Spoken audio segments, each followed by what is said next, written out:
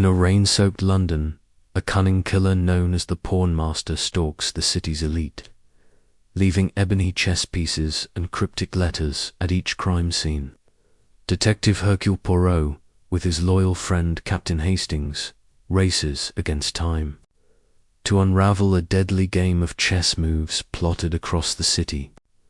From the murder of a barrister to a poisoned heiress and a garroted union leader, each strike targets a pillar of societal law, wealth, power, honor, and justice linked to a shadowy secret society, the Order of the Saffron Veil.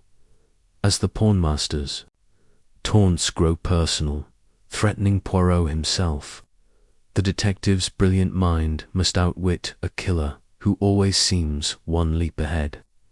Will Poirot solve the riddle of the knight's moves before the next piece falls, or will the Pawnmaster claim checkmate? Chapter 1. The First Letter. The late afternoon light filtered through the heavy drapes of Hercule Poirot's London flat, casting a soft glow over the polished mahogany furniture. The room was a study in order, books aligned with military precision. On their shelves, a silver tea tray gleaming on the sideboard, and a pair of perfectly pressed gloves resting on an armchair. Poirot himself sat at his writing desk, his small, meticulous hands adjusting a fountain pen to sit exactly parallel to a sheet of crisp stationery. His moustache, waxed to symmetrical perfection, twitched faintly as he contemplated the day's correspondence. It was a quiet day in early autumn, the kind that lulled even the most restless minds into complacency. Outside, the hum of London carried on carriage wheels clattering over cobblestones, the distant call of a newsboy, the soft rustle of leaves in Berkeley Square.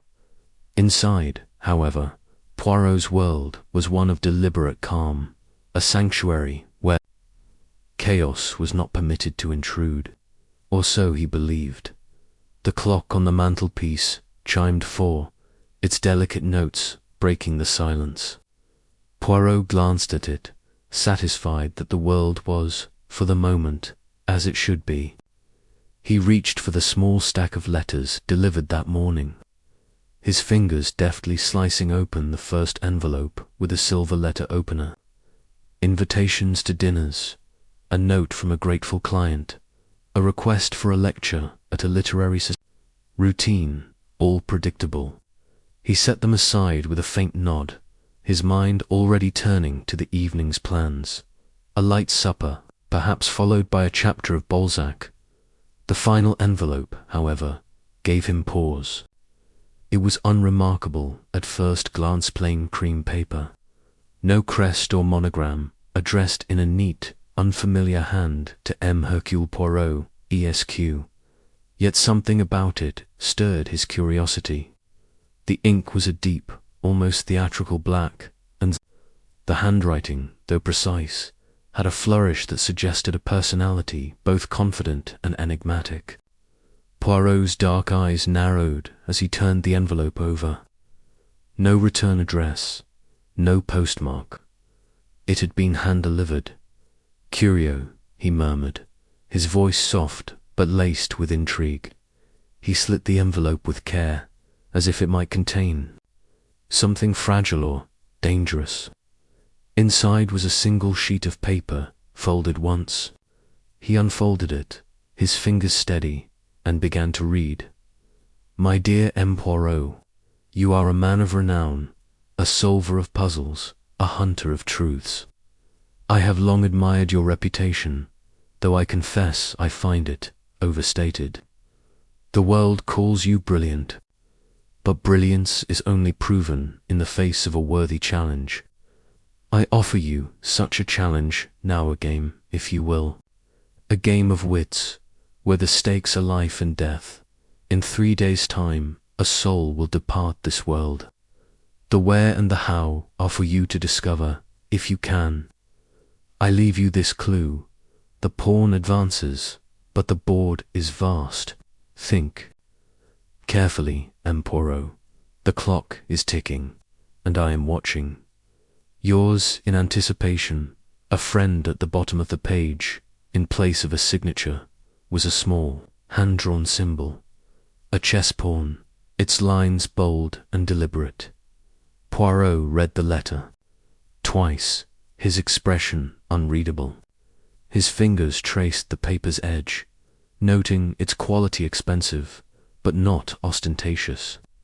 The words, though taunting, were crafted with care, each sentence a deliberate stroke in a larger design.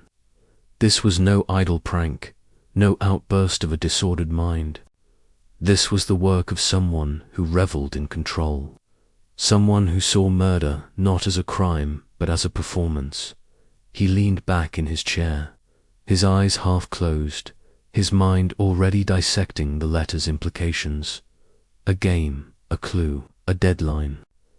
The audacity of it was almost admirable, were it not so sinister. He had encountered many criminals in his career: thieves, blackmailers, murderers, but few had dared to challenge him so directly. Fewer still had done so with such elegance. The door to the flat opened, and Captain Arthur Hastings stepped inside, his cheeks flushed from the crisp autumn air. He was a man of middle years, with a boyish charm that had not entirely faded. His tweed suit was slightly rumpled, and he carried a newspaper under one arm, its headline proclaiming some political scandal. Hastings paused, sensing the stillness in the room. "Poirot, old chap, you look as if you've just seen a ghost," he said, tossing his hat onto a hook with practiced ease. "What's got you so pensive?" Poirot did not answer immediately. He held up the letter, his fingers framing it like a rare artifact. "Hastings, mon ami, come, read this, and tell me what you make of it." Hastings crossed the room, his curiosity piqued. He took the letter, his eyes scanning the text. His brow furrowed, then deepened into a frown. "Good heavens, Poirot, this is some sort of threat, isn't it? A madman, surely. All this talk of games and pawns, what's it mean?" Poirot's lips curved into a faint smile, though his eyes remained sharp. A madman, Nen Hastings. A mind disordered, perhaps, but not without purpose. This is no idle scribble. It is a gauntlet thrown at the feet of Hercule Poirot. Hastings set the letter down, his unease palpable. "You're not seriously thinking of taking this seriously, are you? It could be a hoax. Some bored prankster with a taste for melodrama." Poirot shook his head, his moustache twitching. "A hoax, you say? Possible, but unlikely. The paper, the ink, the precision of the hand, they speak of intent. And this symbol, this pawn, it is a signature, a mark of identity. Our friend wishes to be known, even if only in shadow." Hastings paced to the window, glancing out at the street below. "But what's to be done? The letter says 3 days, but there's no name, no place. Just this nonsense about a pawn and a board. It's not much to go on." Poirot rose, his movements deliberate, and crossed to the fireplace. He tapped the letter against his palm, his mind racing. "Not much, you say? Au contraire, Hastings. It is a beginning. The pawn is the humblest piece on the chessboard, yet it moves first. It is a symbol of beginnings, of sacrifice. And the board is vast, suggests a grand design, a plan that encompasses more than one act. We must think, Hastings. We must use the little grey cells." Hastings turned, his expression skeptical. "Think about what? It's all so vague. And if this chop's serious, someone's life is at stake. Shouldn't we go to the police? Jap would want to know." Poirot's eyes gleamed. "Inspector Jap, he will be informed, Bean, sir, but not yet. First, we must understand our opponent. To rush to the police is to play into his hands, to show fear. No, Hastings, we will play his game for now, but we will play it on our terms. The room fell silent, save for the soft ticking of the clock. Poirot returned to his desk, spreading the letter flat and studying it once more. His fingers hovered over the pawn symbol, as if he could divine its meaning through touch alone. Hastings watched, his unease growing. He had seen Poirot tackle many cases, but this felt different, personal, almost intimate. "Poirot," he said quietly, "this talk of a game, it's not just about catching a killer, is it? This fellow's after you. He's trying to prove he's cleverer than you are." Poirot's smile was enigmatic. "Perhaps, mon ami. And if so, he has chosen a formidable adversary. Hercule Poirot does not lose at games of the mind." The next morning, Poirot was up early, his routine as precise as ever. He sipped his tisane, adjusted his tie in the mirror, and set about his task with the focus of a general planning a campaign. Hastings, bleary-eyed from a restless night, joined him in the sitting room, where Poirot had already pinned a map of London to the wall. "What's all this?" Hastings asked, eyeing the map. Red pins marked several locations, though their significance was unclear. Poirot gestured with a small ruler, his movements crisp. "The board, Hastings. The killer speaks of a vast board, and what is London if not a chessboard? The pawn advances where might it begin? We must consider the possibilities. A public place, perhaps, or a private one. A place of significance, or one chosen at random." Hastings rubbed his chin. "But there's no way to know where he'll strike. London's enormous, and we've only got 2 days left, if the letter's to be believed." Poirot's eyes flickered with determination. "We will narrow the field. The clue is in the letter, in the choice of words. The pawn advances. In chess, the pawn moves forward, one square at a time, unless it captures. We must think of beginnings, of first moves. And we must consider who might be the target." Hastings frowned. "You think the victim's someone specific, not just random?" Poirot nodded. "Randomness is the refuge of the amateur, Hastings. This killer is no amateur. The victim will be chosen for a reason, perhaps a symbol, perhaps a message. We must anticipate his logic." The morning passed in a flurry of activity.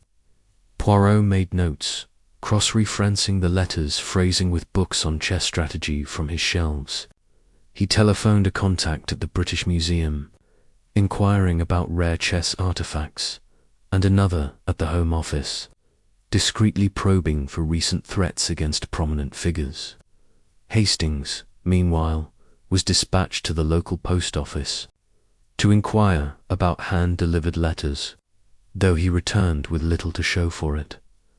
By afternoon, Poirot's flat resembled a command centre. Papers were neatly arranged on the table, each labelled in his precise script. The map now bore more pins, clustered around central London, Westminster, the city, Bloomsbury. Hastings watched, half in awe, half in frustration. "You're building a case out of nothing," he said, sinking into an armchair. "We don't even know if this chop's serious." Poirot looked up, his expression grave. "He is serious, Hastings. I feel it. The mind that wrote this letter is not one to jest, and if we do not act, blood will be spilled." That evening, Poirot and Hastings dined at a small restaurant in Mayfair, a rare concession to Hastings' insistence that they get some air.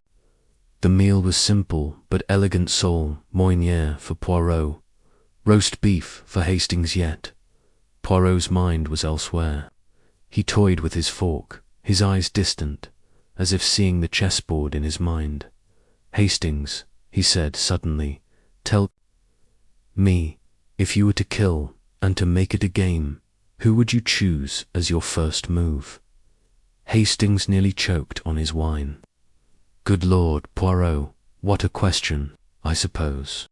Someone important to make a splash. A politician, maybe, or a tycoon. Poirot nodded slowly. Precisement. Importance draws attention. It sets the stage. Our killer wishes to be seen, to be admired. The first move will be bold, but not reckless. It will be symbolic. Hastings set down his glass, his appetite waning. You're giving me the creeps, old man. Let's hope you're wrong about all this. But Poirot was not wrong. The following day, the second of the three promised by the letter, brought no new clues. Poirot's inquiries yielded little. The chess expert at the British Museum had no record of stolen artifacts, and the Home Office reported no unusual threats. Hastings, restless, suggested they visit Scotland Yard, but Poirot demurred. Jap will have his moment, Hastings. But first, we must have something to give him. A theory, a lead. Without evidence, we are but voices in the wind. Instead, Poirot spent the day walking the streets of London, his cane tapping a steady rhythm on the pavement. Hastings trailed behind, bemused but loyal. They visited Trafalgar Square, where pigeons scattered at their approach, the Strand, where newsboys hawked papers, and Lincoln's Inn Fields, where barristers hurried to their chambers. Poirot observed everything, the faces, the buildings, the rhythm of the city, searching for a spark of inspiration. That night, as they returned to the flat, Poirot was quieter than usual. He stood by the window, gazing out at the darkened square, his silhouette framed by the lamplight. Hastings, he said softly, tomorrow is the day. The pawn will advance, and we are not ready. Hastings, loosening his tie, tried to reassure him. You've done all you can, Poirot. If this fellow's serious, we'll catch him. And if he's not, well, no harm done. Poirot turned, his eyes piercing. No harm, Nan, Hastings. If he strikes, and we fail, the harm will be great, not only to the victim, but to the order of things. A mind such as this, unchecked, it is a danger to us all. The third day dawned grey and heavy, the sky threatening rain. Poirot was up before sunrise, his tisane untouched as he pored over his notes. Hastings, bleary but determined, joined him at the table. Anything new? He asked, stifling a yawn. Poirot shook his head. Nothing, and yet everything. The answer is here, Hastings, in the letter, in the city, in the mind of our friend. But it eludes me. The morning passed in tense silence. Poirot alternated between his desk and the map, muttering to himself in French. Hastings, at a loss, flipped through the newspaper, his eyes skimming headlines about stock prices and diplomatic summits. At noon, the telephone rang, shattering the quiet. Poirot answered, his voice clipped. Oui, cessed Poirot. The voice on the other end was Inspector Japp's, urgent and grim. Poirot, you'd better get down here. Lincoln's Inn Fields. We've got a body. Poirot's face hardened. He hung up without a word, reaching for his coat. Hastings, come. The game has begun. The scene at Lincoln's Inn Fields was one of controlled chaos. Police constables cordoned off the area, keeping curious onlookers at bay. Rain had begun to fall, a fine mist that clung to coats and hats. In the centre of the garden, beneath a towering oak, lay the body of Sir Henry Marwood, a prominent barrister. Known for his ruthless prosecutions, he was sprawled on the grass, his eyes staring blankly at the sky, a single stab wound in his chest. Beside him, glinting in the wet grass, was a small, ebony chess pawn. Inspector Japp, his raincoat flapping, greeted Poirot and Hastings with a nod. Nasty business, this. Found him an hour ago, thanks to a clerk who took a shortcut through the park. No witnesses, no weapon, just that blasted pawn. Poirot knelt beside the body, his gloved hands careful not to disturb the scene. He studied the wound, the pawn, the position of the body. His eyes moved to the surrounding grass, noting the absence of footprints. The rain, it has washed away much, he murmured. But not everything. Japp sighed. You're not going to tell me you've solved it already, are you? Poirot rose, his expression unreadable. Solved, Nan, mon ami. But I have seen the first move. Sir Henry Marwood, man of power, of influence. The pawn advances, and the board is set. Hastings, shivering in the damp, glanced at the pawn. It's just like the letter said. He's done it, Poirot. He's killed someone, right under our noses. Poirot's eyes met his, and for a moment they held a fire Hastings had rarely seen. Under our noses, but not for long. This friend of ours, he has made his move. Now, it is the turn of Hercule Poirot. The rest of the day was a blur of activity. Japp's men combed the scene, though the rain had obliterated most. Evidence. Poirot and Hastings returned to the flat, where Poirot immediately set to work. He pinned a new mark on the map Lincolns in field sand, began a dossier on Sir Henry Marwood. The barrister had no shortage of enemies, disgruntled clients, rival lawyers, even a few underworld figures he'd prosecuted, but none stood out as obvious suspects. Poirot also sent Hastings to the British Chess Federation, hoping to uncover any connection between Marwood and the game. Hastings returned with a list of local chess clubs, but nothing tied directly to the victim. Still, Poirot was undeterred. The pawn, he said, holding the letter aloft. It is the key. In chess, the pawn is sacrificed to open the game, to draw out the opponent. Sir Henry was the first sacrifice. There will be others, unless we stop him. Hastings, exhausted, sank into a chair. But how, Poirot? We've got nothing. No fingerprints, no witnesses, just a letter and a pawn. Poirot's smile was faint but resolute. Nothing, Nan, Hastings. We have the mind of the killer. He has revealed himself in his words, in his choice of victim, in his audacity, and that, mon ami, is more than enough. As night fell, Poirot sat by the fire, the letter in his lap. The chess pawn, now in an evidence bag, rested on the table beside him. He closed his eyes, his fingers steepled, his mind a labyrinth of possibilities. Somewhere in London, the killer was watching, waiting for Poirot's next move. And Poirot, for all his confidence, knew one thing with certainty. This was no ordinary case. This was a duel, and the stakes were higher than ever before. Chapter 2. The first victim. The rain had ceased by the time Hercule Poirot and Captain Hastings returned to Lincoln's Inn Fields the following morning, but the air remained heavy with damp. The city was waking, its pulse quickening as omnibuses rumbled and clerks hurried to their offices. The crime scene, however, was still cordoned off, a sombre island amidst London's bustle. Yellow tape fluttered in the breeze, and a pair of constables stood guard, their faces grim under their helmets.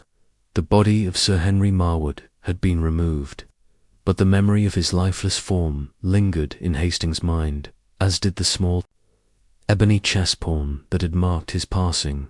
Poirot immaculate in his overcoat and Homburg hat, stepped lightly over the wet grass, his cane tapping a rhythm that seemed to measure the world. His eyes, sharp and dark, scanned the scene anew, as if the morning light might reveal what the rain had hidden. Hastings followed, his own mood less composed.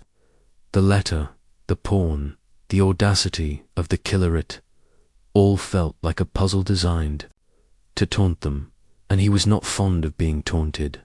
"Poirot," he said, his voice low, "I don't like this one bit. The fellow's already killed once, and if that letter's anything to go by, he's not stopping there. What's to prevent him from striking again tonight?" Poirot paused, his cane hovering above the grass where Sir Henry's body had lain. "Prevent him, Hastings. For the moment, nothing. But to understand him, that is our task. To anticipate his next move, to see the board as he sees it. Only then can we check his advance." Hastings frowned, shoving his hands into his pockets. "You keep talking about chess, but what if it's just a fancy? Some lunatic with a flair for the dramatic?" Poirot's moustache twitched, a sign of mild amusement. "A lunatic, you say? Nan, mon ami, this is no mere flair. The pawn is deliberate, a signature. Our killer is a mind of precision, of calculation. He plays not for madness, but for mastery." They approached the spot where the pawn had been found, now marked by a small flag placed by Japp's men. Poirot knelt, his gloved fingers brushing the grass. He studied the ground, though the rain had left it a sodden mess, devoid of footprints or other clues. Rising, he turned to the constable nearest them, a young man with a nervous air. "You were here last night, Poirot asked, his tone gentle but probing. The constable nodded. "Yes, sir. I was on patrol when the call came in. Found the body just after 7. Horrible sight, it was. And you saw nothing unusual before? No one lingering, no strange sounds?" The constable shook his head. "Nothing, sir. It was quiet, what with the rain. Just the usual clerks cutting through the fields to get to the Inns of Court." Poirot nodded, his eyes drifting to the surrounding trees. "And the Ponthis chess piece, it was found exactly here?" "Yes, sir, right beside the body, like it was placed there on purpose." "On purpose?" Poirot echoed softly. "Mercy, officer, you have been most helpful." As the constable returned to his post, Hastings leaned in. "What do you make of it, Poirot? No footprints, no witnesses, just a pawn. It's like the fellow's." "A ghost," Poirot's eyes gleamed. "A ghost, Nan, Hastings. A ghost leaves no trace, but this killer leaves a mark. The pawn is his voice, his challenge. He wishes us to know he was here, to admire his work." They left the scene shortly after, Poirot insisting on a walk through the surrounding streets. Lincoln's Inn Fields was a quiet enclave, bordered by legal chambers and Georgian houses. Its greenery a stark contrast to the city's clamour. Poirot moved with purpose, noting the layout of the paths, the sightlines from nearby buildings, the potential routes of escape. Hastings, trailing behind, felt the weight of their task growing heavier. "Poirot," he said, as they paused by a gate, "we need to know more about Marwood. Who'd want him dead? He was a barrister, wasn't he? Bound to have made enemies." Poirot nodded, his gaze fixed on a distant window. "Precisement, Hastings. Sir Henry Marwood was no ordinary barrister. He was a lion of the courtroom, feared and respected. His enemies are many, but our killer is not driven by simple vengeance. There is a pattern, a purpose. We must discover it." Back at the flat, Poirot set to work with his characteristic precision. He spread a fresh sheet of paper on his desk, listing what they knew of Sir Henry Mop. The barrister had been 52, a widower with no children, known for his ruthless prosecutions and high-profile cases. He had sent dozens to prison, from petty thieves to notorious gangsters, and had recently argued a case that dismantled a smuggling ring in the East End. His wealth was considerable, his connections vast, his reputation formidable. Poirot telephoned Inspector Japp, who was at Scotland Yard coordinating the investigation. "Mon ami," Poirot said, his voice crisp, "what can you tell me of Sir Henry's recent cases? Was there a particular enemy, a threat made against him?" Japp's voice crackled through the receiver. "Plenty of enemies, Poirot. Marwood was a bulldog. We're looking into a few names, mostly criminals he put away. But there's nothing solid yet. No one's come forward claiming responsibility, and that pawn's got us stumped. And the autopsy," Poirot pressed. "The wound it was. Precise. Very," Japp replied. "Single stab to the heart, clean as you like. The blade was narrow, possibly an antique dagger.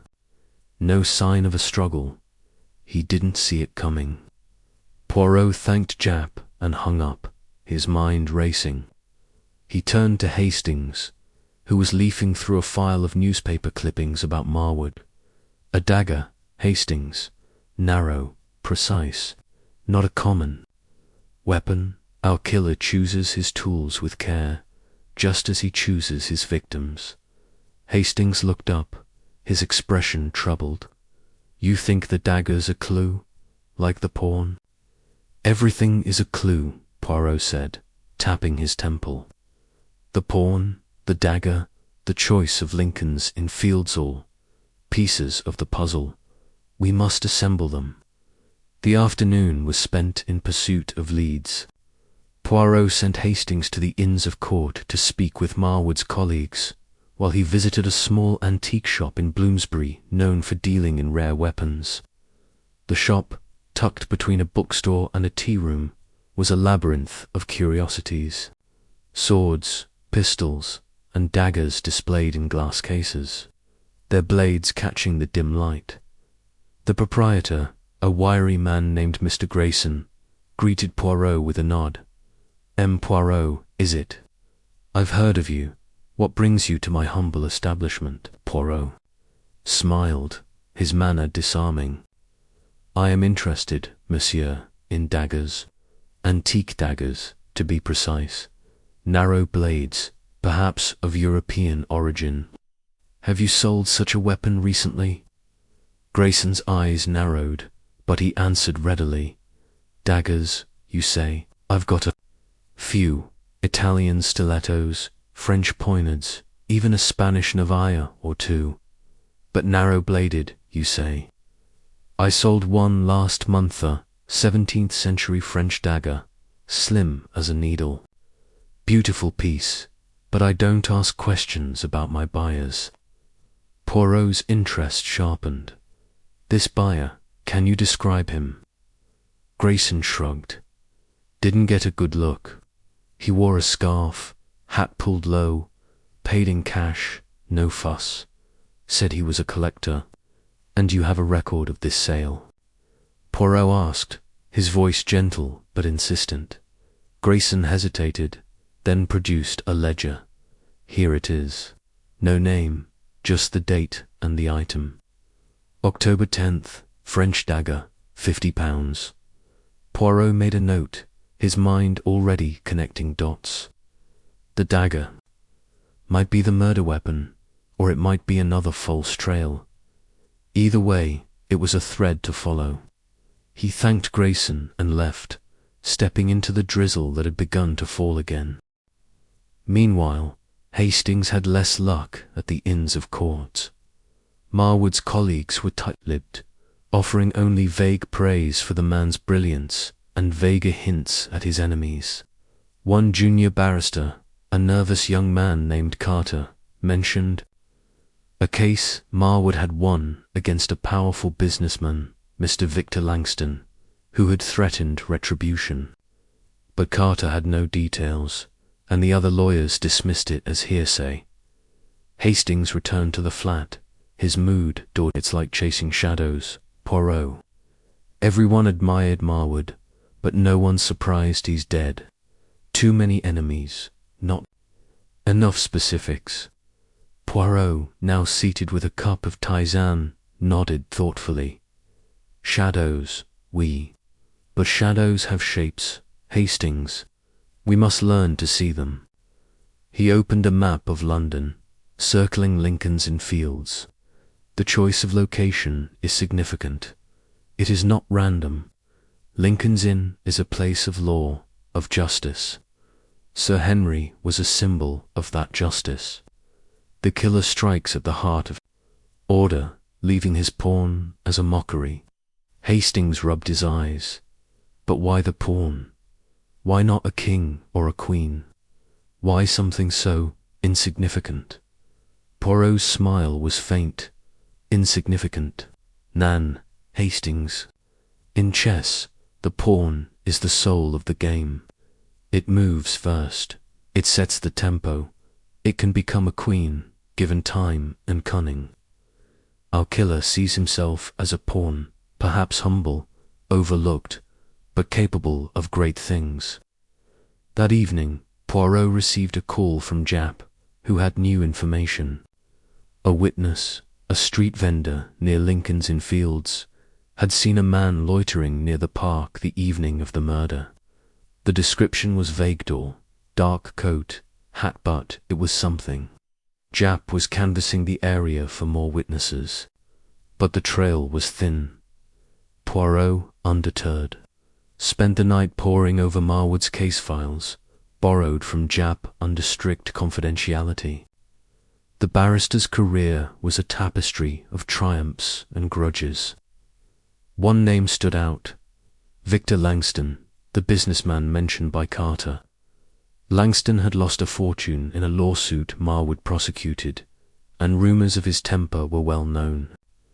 Poirot made a note to investigate further. As midnight approached, Poirot and Hastings sat by the fire, the flat quiet, save for the crackle of the logs. Hastings, nursing a brandy, voiced his growing unease. Poirot, this feels bigger than one. Murder, the letter said, a game, and Marwood's just the start. What if we can't stop him? Poirot's eyes were steady, his voice calm but resolute. We will stop him, Hastings. The killer has made his first move, and it is bold. But boldness reveals weakness. He craves attention, admiration. That is his flaw, and we will use it. The next morning brought a fresh development. A second letter arrived, hand-delivered as before, its envelope identical to the first. Poirot opened it with care, his heart quickening as he read the words. My dear M. Poirot, the pawn has advanced, and the board is set. Did you admire the precision? Sir Henry was a worthy opening, but the game is far from over. In 2 days, another piece will fall. The clue: the pawn moves sideways, where wealth glitters. Think quickly, my friend. I am watching, yours in anticipation. A friend, the chess-pawn symbol was there again, bold and mocking. Poirot's face was a mask of concentration as he handed the letter to Hastings, who read it with growing dread. Sideways, Hastings said, his voice tight. What's that mean? And where wealth glitters? Sounds like Mayfair or somewhere posh. Poirot nodded, his mind already racing. Sideways, Hastings. In chess, a pawn moves forward, except when it captures, then it moves diagonally.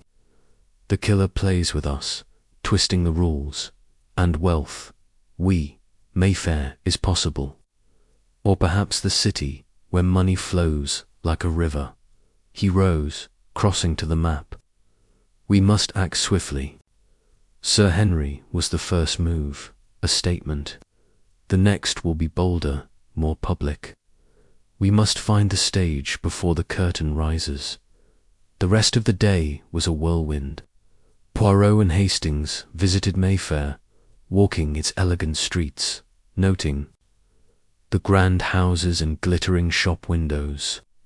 They spoke to doormen, shopkeepers, anyone who might have seen a stranger matching the vague description from the vendor.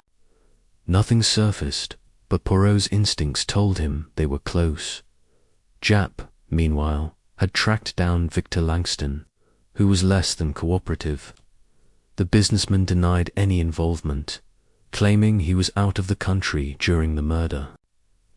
His alibi was shaky, but Japp lacked evidence to press further. He relayed this to Poirot, who listened with keen interest. Langston is a possibility, Poirot said, but not the only one. The killer is too clever to be so obvious. We must look beyond the surface. Hastings. Chapter 3. The pattern emerges the morning after the second letter arrived. Hercule Poirot's flat was a hive of quiet intensity. The air was thick with the scent of his morning tisane, a delicate blend of herbs that did little to soothe the tension coiling within him. The new letter, with its taunting clue. The pawn moves sideways. Where wealth glitters lay on his desk, its words a challenge that gnawed at his orderly mind. The chess pawn symbol, drawn with the same bold flourish, seemed to mock him. From the page, Poirot's moustache twitched as he paced, his polished shoes clicking softly on the parquet floor. Captain Hastings, ever the loyal companion, sat at the table, his brow furrowed over a cup of coffee gone cold. He had read the letter a dozen times, each pass deepening his unease. "Poirot," he said, breaking the silence, "this fellow's playing with us. Sideways, wealth glitters. It's all so blasted vague. How are we supposed to stop a murder when we don't even know where to look?" Poirot paused by the window, his dark eyes scanning the street below. Berkeley Square was waking, its residents moving with the purposeful rhythm of London's elite. Vague Hastings. Nan, it is precise in its imprecision. Our killer wishes to test us, to see if we can match his cunning. The clue is a thread, and we must follow it. Hastings set down his cup, his frustration evident. But where? Mayfair? The city? And what's this about a pawn moving sideways? Pawns don't move sideways in chess, do they? Poirot's lips curved into a faint smile. In a standard game, Nan, a pawn moves forward, or diagonally to capture. But our friend is not playing a standard game. The sideways move it is a metaphor, perhaps, or a deliberate misdirection. We must consider the board as he sees it. He crossed to the map.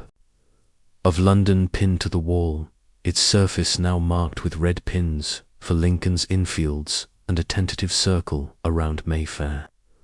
Poirot tapped the map with his cane, his mind racing. Wealth glitters. A place of opulence, of display. Mayfair is a possibility. But so is Belgravia, or even a grand event, a gala, a ball. The killer chooses his stage with care. Hastings leaned back, rubbing his temples. A gala. Good Lord, Poirot, there must be a dozen society events. In London tonight, we can't cover them all. Poirot's eyes gleamed. Then we must choose wisely, mon ami. We have one day to find the stage before the curtain rises. The morning was spent in a flurry of preparation. Poirot telephoned Inspector Japp, who was buried in paperwork at Scotland Yard but agreed to meet them later. Japp had little new to report. The investigation into Sir Henry Marwood's murder had stalled. With no fingerprints on the pawn and no trace of the antique dagger, the witness descriptioner, tall man in a dark coat, had led nowhere, as half of London seemed to fit the bill. Still, Japp promised to assign extra men to patrol Mayfair and other wealthy districts that evening. Poirot, meanwhile, turned his attention to the social pages of the Times. He scanned the listings of upcoming events, his finger pausing on a charity gala at the Grosvenor House Hotel, a glittering affair attended by London's elite. The guest list included industrialists, aristocrats, and minor royalty, precisely the sort of wealth that glitters the killer might target. Poirot circled the event in his notebook, his instincts humming. "Hastings," he said, "we must attend this gala. It is a stage worthy of our killer's ambition, but we must be discreet. He is watching, and we must not show our hand." Hastings nodded, though his stomach churned at the thought of mingling with high society while a murderer lurked.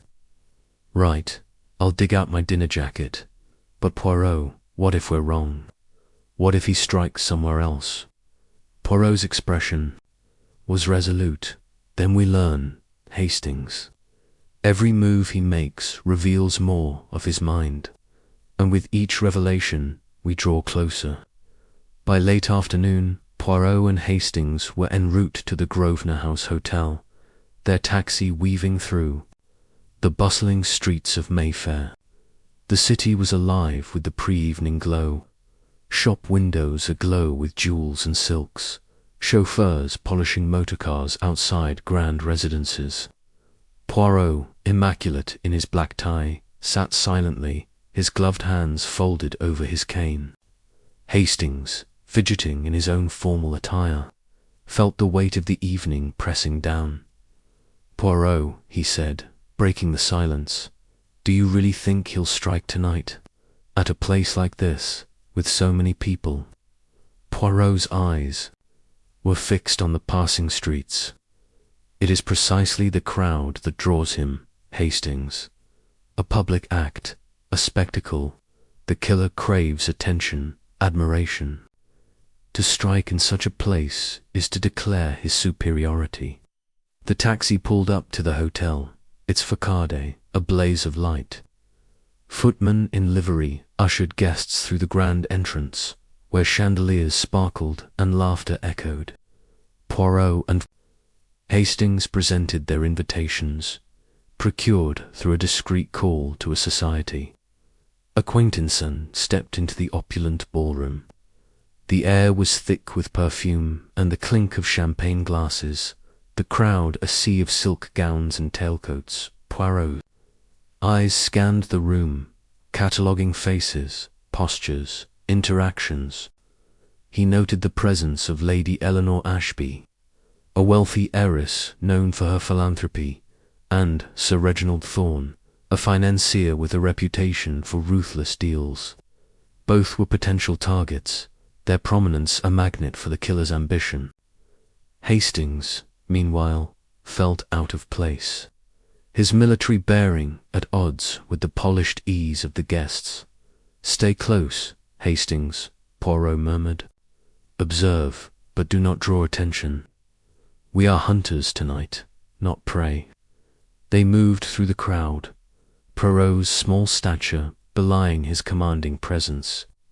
He exchanged pleasantries with a dowager, complimented a débutante's gown, all while his eyes darted to the edges of the room waiters, footmen, anyone who seemed out of place. Hastings followed, his hand brushing the reassuring weight of a small revolver in his pocket, a precaution Poirot had reluctantly approved. The evening wore on, the orchestra playing waltzes, the chatter growing louder with each glass of champagne. Poirot's tension was palpable, though his face remained a mask of polite interest. He paused by a buffet table, his fingers hovering over a crystal glass, when a sudden hush fell over the room. A woman's scream pierced the air, sharp and raw. The crowd parted, revealing a figure crumpled on the floor near the terrace doors.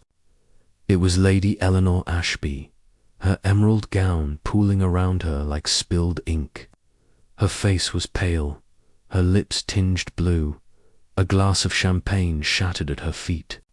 Beside her, glinting in the chandelier light, was another ebony chess pawn. Hastings swore under his breath, pushing through the crowd. Poirot was already at Lady Eleanor's side, his gloved hands checking her pulse. "She lives," he said, his voice urgent. "Quickly, Hastings, fetch a doctor." The room erupted into chaos, guests shouting, footmen rushing to assist. Hastings returned with a doctor, who confirmed that Lady Eleanor had been poisoned but was still breathing, thanks to the quick intervention of a nearby guest who had induced vomiting. The poison, the doctor suspected, was in the champagne fast-acting toxin, likely cyanide. Inspector Japp arrived within the hour, his face grim as he surveyed the scene. "Another pawn," he said, holding up the evidence bag. "This is getting out of hand, Poirot. First Marwood, now Lady Ashby. If she hadn't been saved, we'd have another body on our hands." Poirot's eyes were narrowed, his mind racing. Saved, oui, but not by chance. The killer wished her to be found, to be seen. The pawn is his signature, his taunt. "He is here, Japp, among us." Japp's jaw tightened. "You're saying he's one of the guests? That's hundreds of people, Poirot. We can't arrest them all." "None," Poirot said, "but we can observe. The killer is bold, but he is not invisible. He has left his mark, and we will find him." The rest of the night was a blur of interviews and searches. Japp's men questioned the guests, but no one had seen anything suspicious. A waiter delivering champagne, a stranger near the terrace, nothing. The pawn, like the first, bore no fingerprints, its surface polished to a mirror sheen. Lady Eleanor was rushed to a hospital where she stabilized, though she remained unconscious. Poirot and Hastings returned to the flat at dawn, exhausted but resolute.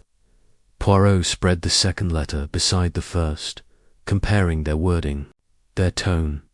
"The pattern emerges," he said, his voice low. "Sir Henry, a man of law. Lady Eleanor, a woman of wealth. The killer targets power, influence. But why? What connects them?" Hastings, slumped in an armchair, shook his head. "It's madness, Poirot. He's picking them off like pieces on a board. And we're no closer to catching him." Poirot's eyes gleamed in the lamplight. "No closer, Nan, Hastings. We are learning his game. The sideways move it was the poison, a capture from an unexpected angle. The wealth that glitters it was this gala, this stage. He plays for spectacle, for drama, and that mon ami is his weakness." The next day Poirot threw himself into the investigation with renewed vigour. He visited Lady Eleanor's hospital room, where she was recovering but unable to recall anything unusual about the gala. Her champagne had been handed to her by a waiter, but she hadn't noticed his face. Poirot questioned the hotel staff, but the waiters were a rotating crew, many hired for the night, their identities difficult to verify. Meanwhile, Hastings pursued the lead on Victor Langston, the businessman linked to Marwood's case.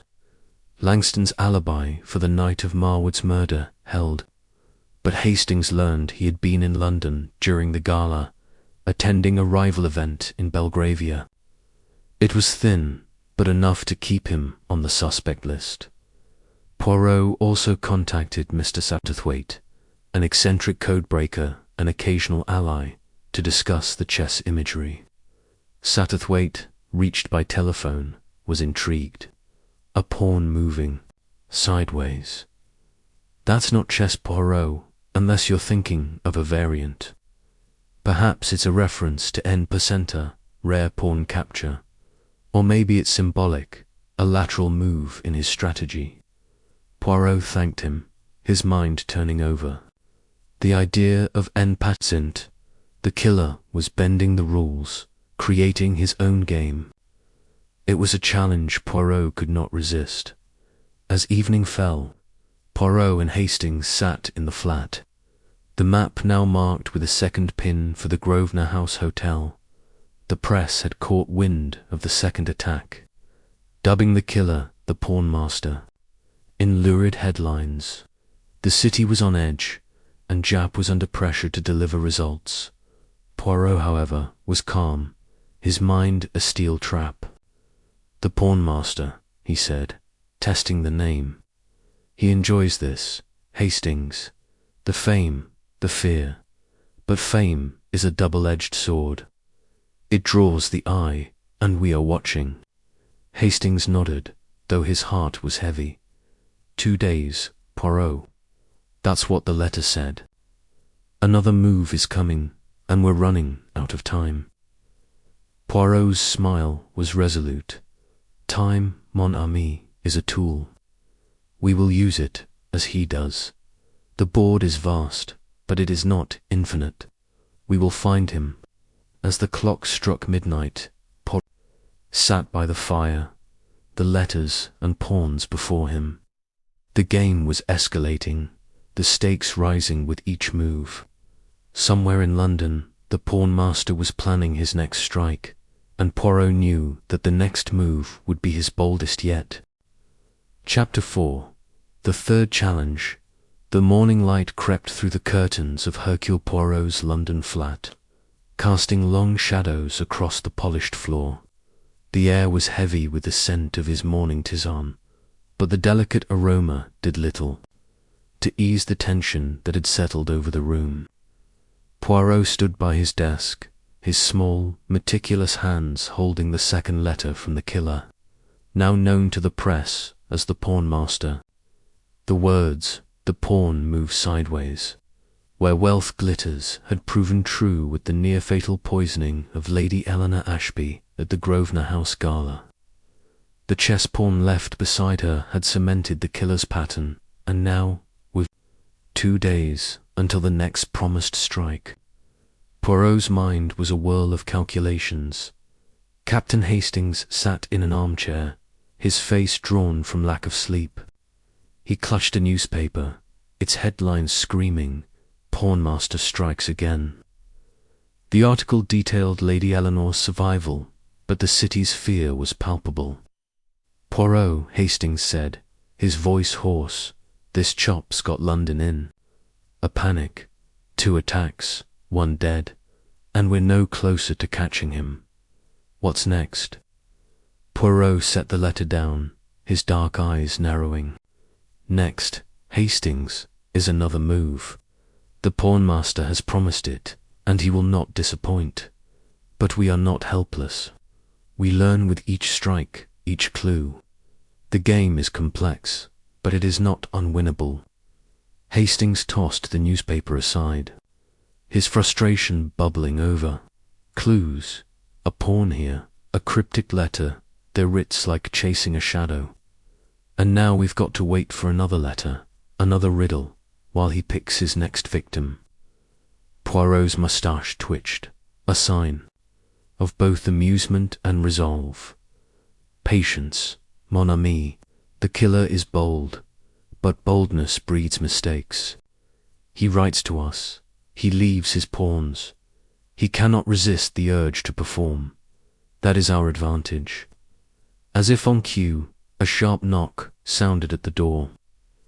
Poirot's valet, George, entered, holding a cream-coloured envelope. This was delivered.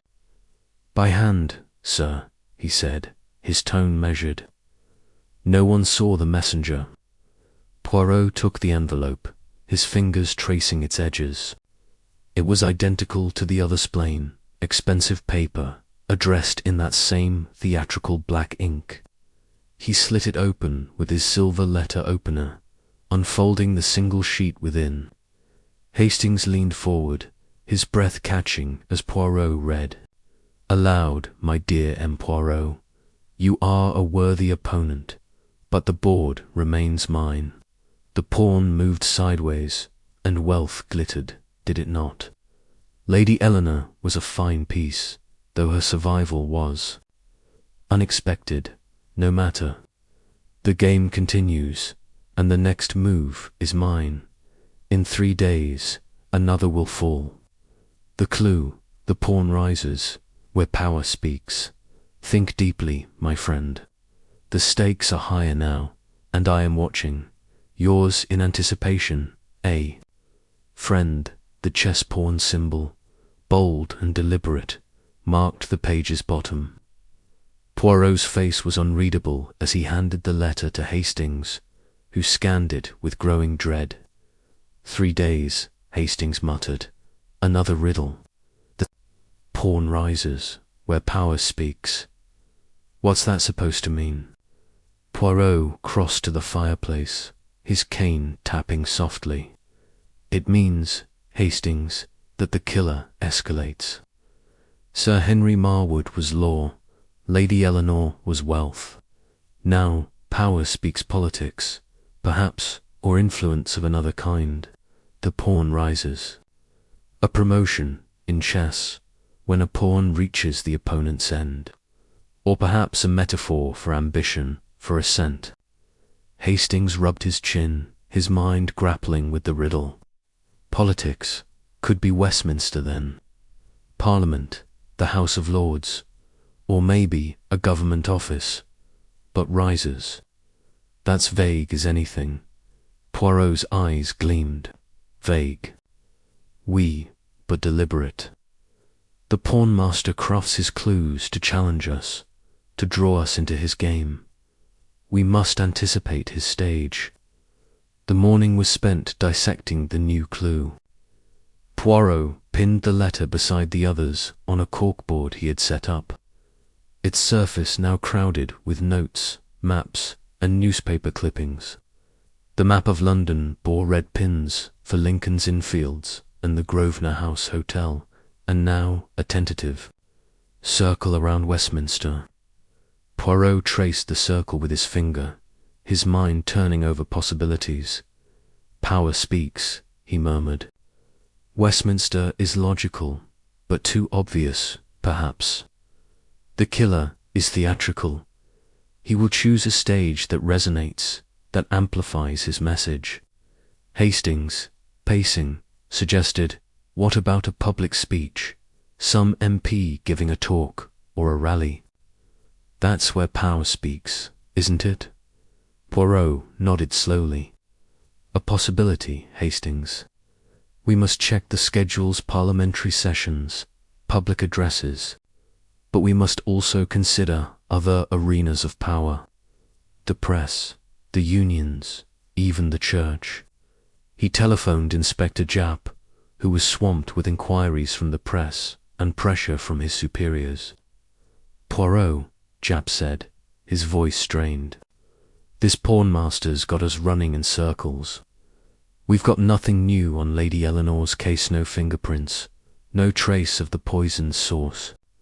And now you're saying another's coming. Poirot replied. In 3 days, the clue points to power, perhaps politics. Can you provide a list of public events in Westminster? Speeches, debates, anything prominent? Japp sighed. I'll do what I can, but Poirot, we're stretched thin. The public's in a frenzy, and the Home Office is breathing down my neck. You'd better have something solid soon. Poirot hung up, his expression resolute. Solid, he says. We'll give him solid, Hastings. But first, we must understand our opponent. Poirot decided to consult Mr. Satterthwaite, the eccentric codebreaker who had offered insights on the chess imagery.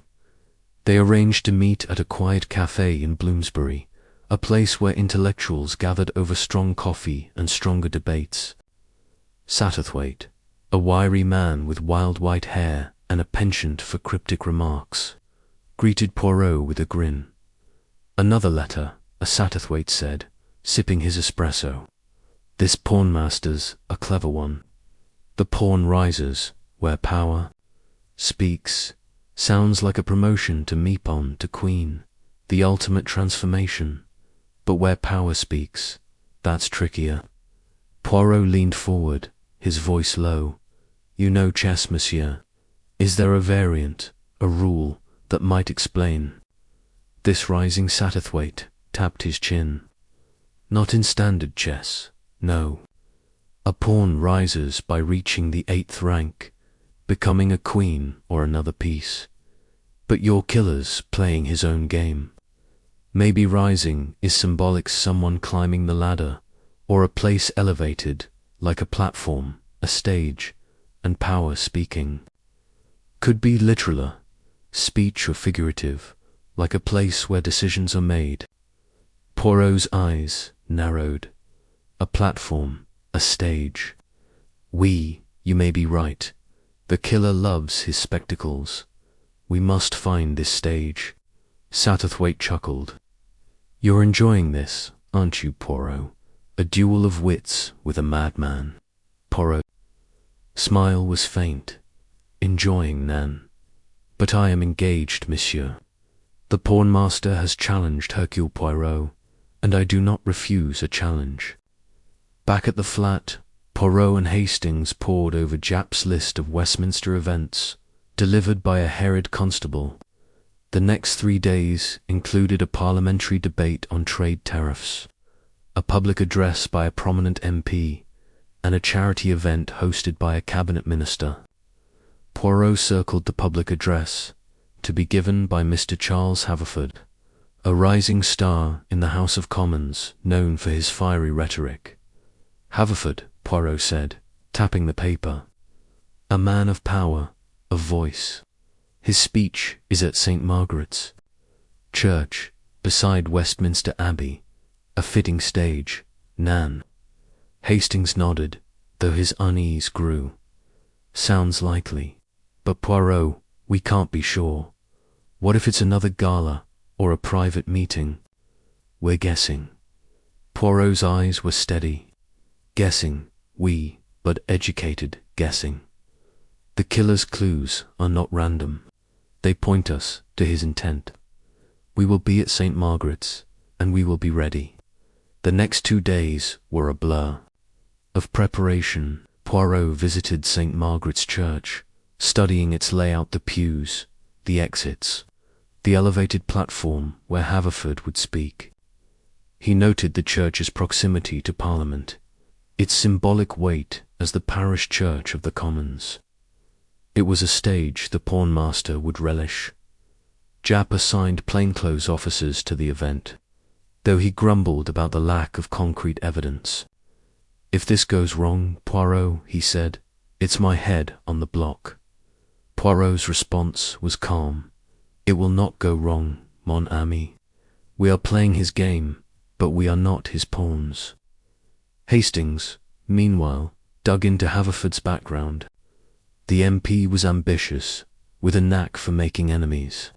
He had recently clashed with a trade union leader, Mr. Thomas Grayson, and had received anonymous threats after a controversial vote.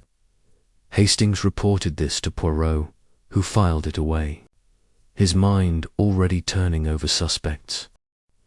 Poirot also revisited the antique shop in Bloomsbury, probing Mr. Grayson, the proprietor, no relation to the union leader, about the French dagger.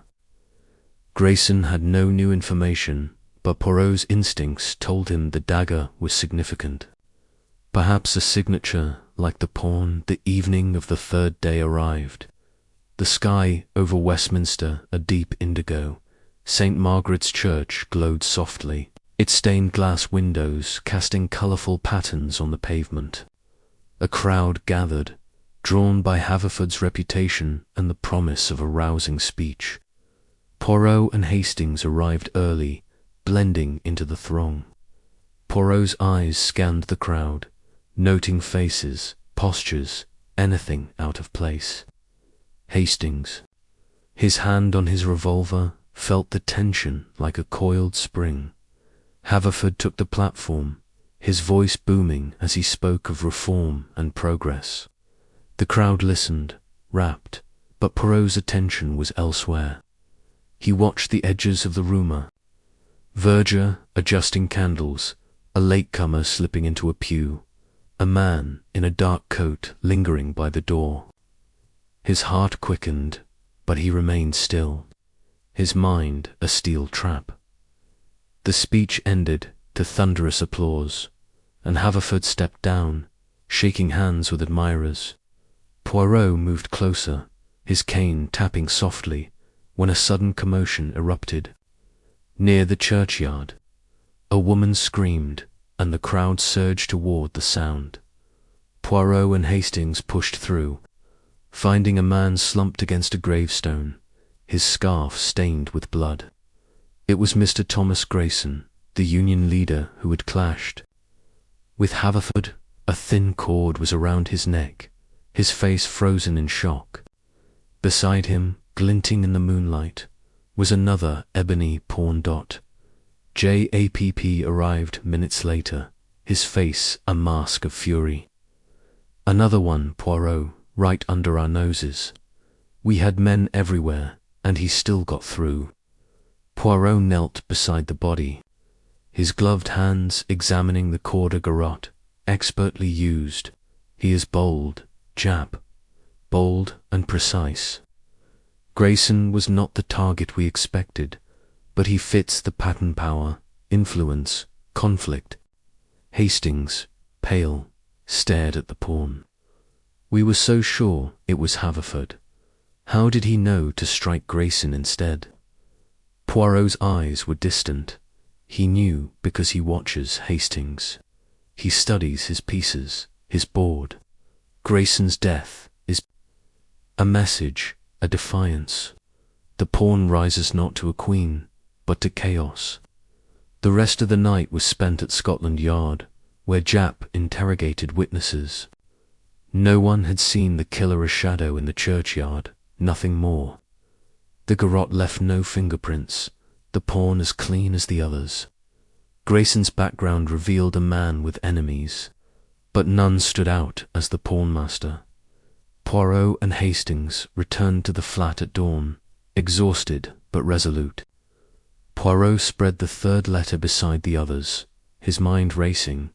The pattern, he said, his voice low. Law, wealth, power, Marwood, Ashby, Grayson, each a symbol, each a stage. But what connects them? Hastings, slumped in a chair, shook his head. It's like he's laughing at us, Poirot. 3 strikes, and we're nowhere. Poirot's smile was faint but fierce. Nowhere, Nan, Hastings. We are closer than we know. The pawnmaster plays for glory, but glory blinds. He has shown us his hand, and we will use it. As the sun rose, Poirot sat by the fire, the letters and pawns before him. The game was escalating, the board growing bloodier. Somewhere in London, the pawnmaster was planning his next move, and Poirot knew the stakes had never been higher. Chapter 5. The suspect list. The dawn light filtered through the heavy drapes of Hercule Poirot's London flat, casting a pale glow over the room's meticulous order. The silver tea tray gleamed on the sideboard. The books stood in perfect alignment on their shelves, but the air was thick with unrest. 3 letters from the killer, now infamous as the pawnmaster, lay spread across Poirot's desk, each a taunt, each a promise of death. The latest, with its clue, the pawn rises, where power speaks, had led to the murder of Thomas Grayson, the Union leader, garroted in the shadow of St. Margaret's Church. The ebony chess pawn left beside him was a grim signature, and the city's fear was now a living thing, fed by lurid headlines and whispered rumours. Poirot stood by the fireplace, his small, immaculate figure framed by the soft crackle of the logs. His hands were clasped behind his back, his moustache perfectly waxed, but his dark eyes burned with a restless intensity. The game was escalating, the board bloodier with each move. Sir Henry Marwood, Lady Eleanor Ashby, Thomas Grayson-Law. Wealth, power. The pattern was clear, yet the killer's motive remained elusive. A shadow just beyond his grasp, Captain Hastings slumped in an armchair, his face haggard from sleepless nights. He held a cup of coffee, untouched, his gaze fixed on the corkboard where Poirot had pinned the letters, maps, and clippings. "Poirot," he said, his voice heavy, "we're chasing a phantom. 3 murders, near enough, with Lady Ella. We've got nothing but pawns and riddles. The public's in a panic, Japp's tearing his hair out, and we're no closer to catching this madman." Poirot turned, his expression calm but resolute. "A phantom, Hastings, Nan, the pawnmaster, is flesh and blood, with a mind that calculates, that plans. He leaves his pawns, his letters. He cannot resist the urge to proclaim his cleverness. That is our advantage, mon ami. We will use his pride to trap him." Hastings rubbed his temples, unconvinced. "Pride or not, he's running circles around us. We need something solid, suspects, evidence, not more guesses about chess moves." Poirot's lips curved into a faint smile. "Suspects, you say? TRS Bean. Today we build our list. The killer is not a ghost. He walks among us, perhaps even among those we have met. We must look closely, Hastings, at those who might play this deadly game." He crossed to his desk, pulling a fresh sheet of paper and a fountain pen. With his characteristic precision, he began to write, his hand steady despite the weight of the task. "Let us consider," he said, "who might have the motive, the means, and the mind to be the pawnmaster." The morning was spent in methodical analysis. Poirot and Hastings reviewed every detail of the case, from the first letter to Grayson's murder. The killer's pattern targeting symbols of law, wealth, and power suggested a grudge against authority, perhaps rooted in a personal wrong. The chess imagery pointed to a mind obsessed with strategy, while the letters revealed a flair for the theatrical. Poirot's little grey cells worked tirelessly, weaving threads into a tapestry of possibilities. "First," Poirot said, tapping the paper, "we consider motive. Sir Henry Marwood sent many to prison. Lady Eleanor Ashby wielded wealth that shaped lives. Thomas Grayson clashed with powerful men. The killer may be someone wronged by these forces, the victim of injustice, a ruined man, or one who seeks revenge for another." Hastings nodded, leaning forward. "Right, so we're looking for someone with a grudge against the establishment. That's half of London, Poirot." Poirot's eyes twinkled. "Half, perhaps, but we will narrow it. Let us begin with those who stand out, those whose paths cross the victims' lives." He wrote the first name, Victor Langston. "The businessman," Poirot said. "He lost a fortune in a lawsuit prosecuted by Sir Henry Marwood." "Hastings, you learned he was in London during Lady Eleanor's gala." Hastings nodded. "Yes. At a rival event in Belgravia. His alibi for Marwood's murder holds, but it's shaky for Grayson's. He's got a temper, and money to hire someone to do his dirty work." Poirot made a note. "Langston has motive and means, but the mind. The pawnmaster is no mere thug. He is a strategist. Langston may be a piece on the board, but is he the player? We must investigate further." The second name was Mrs. Clara Whitmore, a widow whose brother, a convicted smuggler, had been sent to prison by Marwood's prosecution. Poirot had uncovered her name in Marwood's case files, noting her presence at a charity event attended by Lady Eleanor. "Mrs. Whitmore," he said, "is a woman of modest means. But her brother's fate may have fueled a deep hatred. She is educated, perhaps capable of crafting the letters.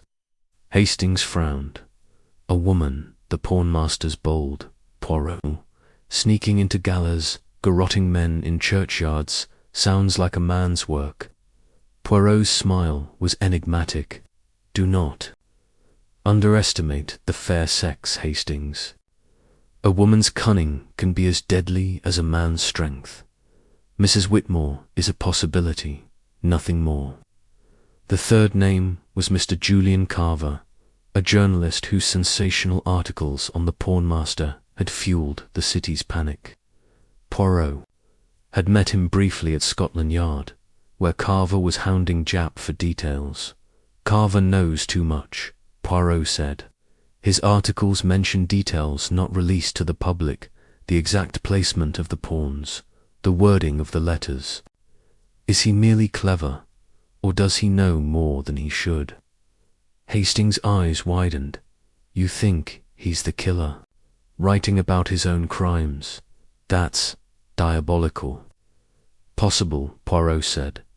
Carver craves attention, as does our killer.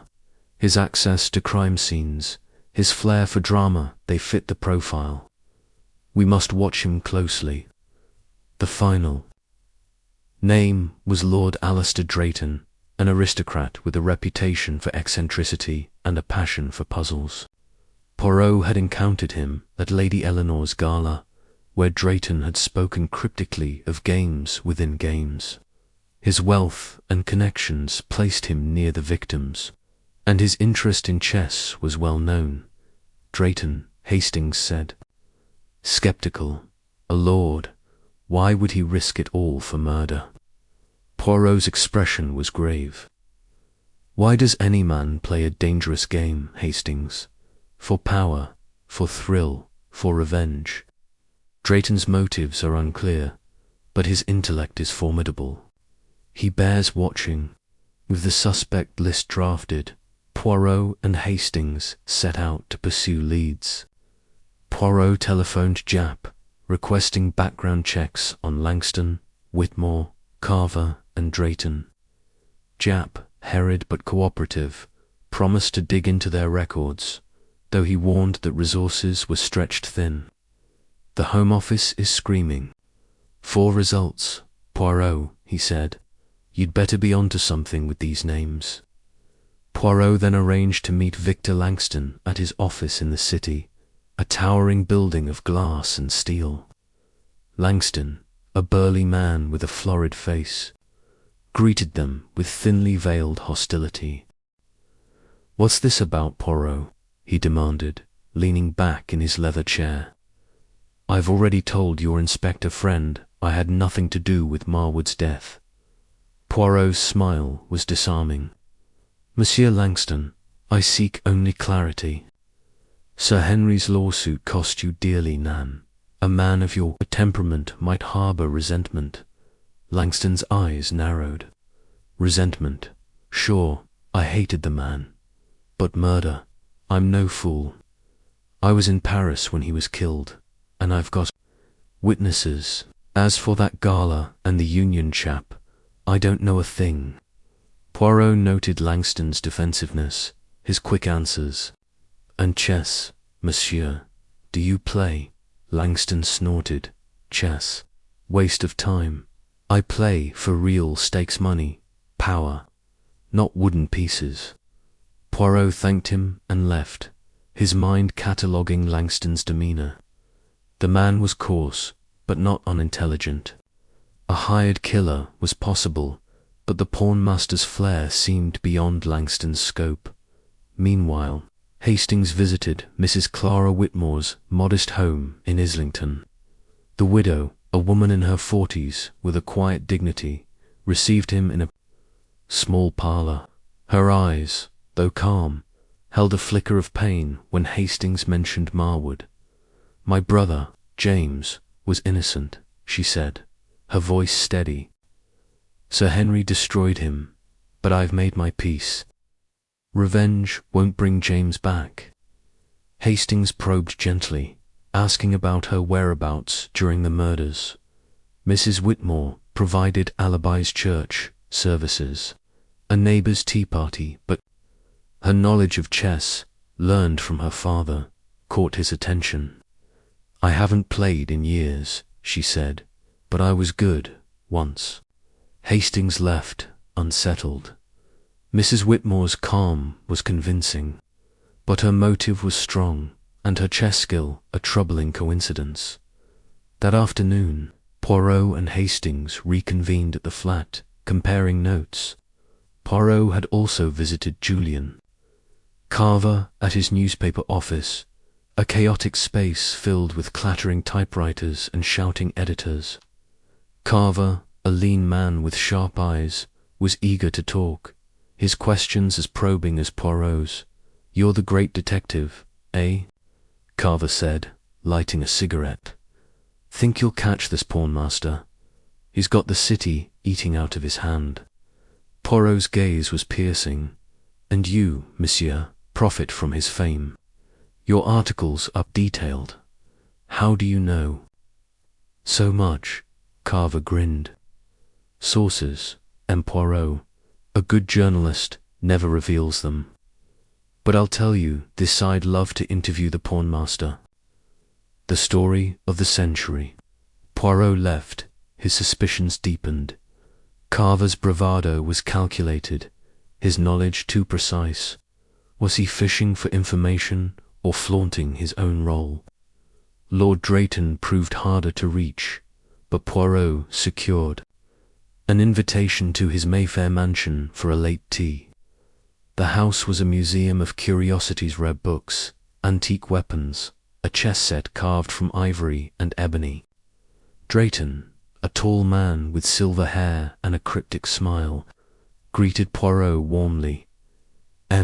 Poirot, a pleasure," he said, offering a glass of sherry. "I hear you're hunting this pawnmaster, a fascinating case, like a puzzle from one of my collections." Poirot sipped the sherry, his eyes scanning Drayton's face. "You enjoy puzzles, monsieur, and chess, I understand." Drayton's smile widened. "Oh yes, chess is life, is it not? Strategy, sacrifice, the thrill of outwitting an opponent. But murder, far too messy for my taste." They spoke for an hour, Drayton's answers smooth but evasive. He admitted knowing Lady Eleanor socially, and having crossed paths with Marwood at a legal function, but denied any connection to Grayson. His chess expertise was undeniable, and his intellect matched the pawnmaster's. Poirot left, his mind buzzing with possibilities. Back at the flat, Poirot updated the suspect list, adding notes on each. Langston, motive strong, but lacks finesse. Whitmore, motive and chess skill, but alibis solid. Carver, suspicious knowledge, craves attention. Drayton, intellect and access, but motive unclear. The list was a start, but none felt like the pawnmaster not yet. Hastings, exhausted, voiced his doubts. "Poirot, we've got 4 names, but they're all guesses. What if the killer's someone we haven't even thought of?" Poirot's eyes were steady. "Possible, Hastings, but the pawnmaster is not invisible. He walks among us, leaving his pawns, his letters. These suspects, they are threads, and we will follow them until the tapestry is complete." The next day brought new pressure. Japp called, reporting that the Home Office was demanding progress. The press, led by Carver's inflammatory articles, had whipped the public into a frenzy. Poirot and Hastings visited Scotland Yard, where Japp shared the latest findings. The garrote used on Grayson was a rare type, possibly of foreign origin, but untraceable. The pawns, too, were a dead end, crafted from common ebony, available at any high-end shop. Poirot, undeterred, suggested a new approach. "Japp, we must bait the killer. He craves attention. We Let us give it to him carefully. Jap raised an eyebrow. Bait him. How? Poirot's smile was faint. A public statement, perhaps, from Hercule Poirot. I will announce that I am close to catching the pawnmaster, that his game is unraveling. It will provoke him, force a move. Jap hesitated, then nodded. Risky, Poirot, but we're desperate. I'll arrange a press conference, but you'd better be ready for what comes next. The press conference was held that afternoon in a packed Scotland Yard briefing room. Poirot, immaculate in his suit, faced a sea of reporters, their pencils poised. Julian Carver was in the front row, his eyes glinting with anticipation. Poirot spoke calmly, his voice carrying authority. Ladies and gentlemen, he said, the so-called pawnmaster believes he is untouchable. He is mistaken. His moves, though bold, reveal his weaknesses. Hercule Poirot is close to unraveling his game, and soon he will face justice. The room erupted in questions, but Poirot stepped back, letting Jap handle the chaos. Carver's gaze followed him, a mix of admiration and something darker. Hastings, watching from the sidelines, felt a chill. You've stirred the hornets. Nest, Poirot, he muttered. Poirot's response was serene. Precisement, Hastings. Now we wait for the sting. That evening, Poirot and Hastings returned to the flat, the suspect list heavy on their minds. Poirot sat by the fire, the letters and pawns before him, his fingers steepled. For names, he murmured, for threads. But the pawnmaster is one man, one mind. We must find the connection, Hastings, before the next pawn falls. Hastings, nursing a brandy, nodded grimly. 3 days, Poirot. That's what the letter said. Another move's coming, and we're still playing catch-up. Poirot's eyes gleamed in the firelight. Catch-up, nan, mon ami. We are learning his game, his rhythm. The pawnmaster believes he holds the board, but every move brings him closer to checkmate. As midnight told, Poirot remained by the fire, the suspect list in his lap. Somewhere in London, the pawnmaster was watching, planning, his next move already in motion. And Poirot, for all his brilliance, knew the game was far from over. Chapter 6. A dangerous encounter the morning after the press conference. Hercule Poirot's London flat was a fortress of quiet determination. The air was crisp with the scent of his morning tisane, but the delicate aroma did little to dispel the tension that had settled over the room. The corkboard on the wall, now a chaotic tapestry of letters, maps, and suspect profiles, bore witness to the escalating game with the killer known as the pawnmaster. 3 victims, Sir Henry Marwood, Lady Eleanor Ashby, and Thomas Grayson, had marked the killer's path, each accompanied by an ebony chess pawn and a taunting letter. The latest, promising a strike in 3 days, where the pawn rises, where power speaks, had led to Grayson's death, and now, with Poirot's bold public challenge, the stakes felt higher than ever. Poirot stood by the window, his small, immaculate figure silhouetted against the grey light of Berkeley Square. His hands were clasped behind his back, his moustache perfectly waxed, but his dark eyes were restless, scanning the street below as if expecting the pawnmaster himself to appear. The press conference, where he had declared his intent to unravel. The killer's game had been a calculated risk, a bait to provoke a reaction.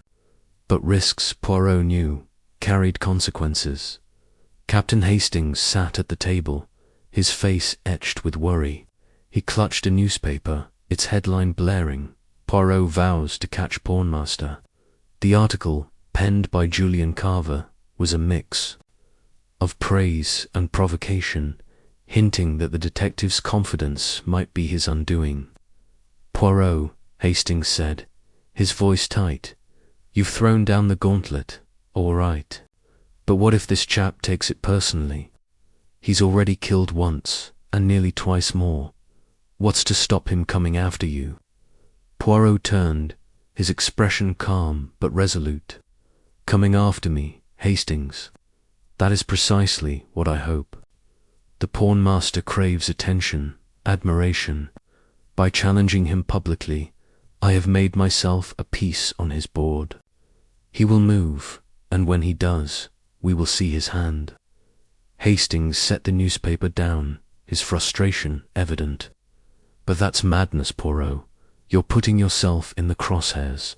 We've got a suspect, Miss Langston, Whitmore, Carver, Drayton. Why not focus on them instead of playing his game?" Poirot's lips curved into a faint smile. "The suspects, we will pursue them. But the pawnmaster is a mind that thrives on control. To provoke him is to disrupt that control, to force a mistake. And mistakes, mon ami, are how we catch a killer." As if to underscore the gravity of his words, the telephone rang, its shrill tone cutting through the quiet. Poirot answered, his voice clipped. "Oui, c'est Poirot." The voice on the other end was Inspector Japp's, urgent and grim. "Poirot, we've got something. A new letter, dropped at Scotland Yard an hour ago. Hand-delivered, same as the others. You'd better get down here." Poirot's eyes widened, a rare flicker of surprise crossing his face. "Another letter, so soon, très intéressant. We will be there at once." He hung up, turning to Hastings. "Come, mon ami. The pawnmaster responds, and we must not keep him waiting."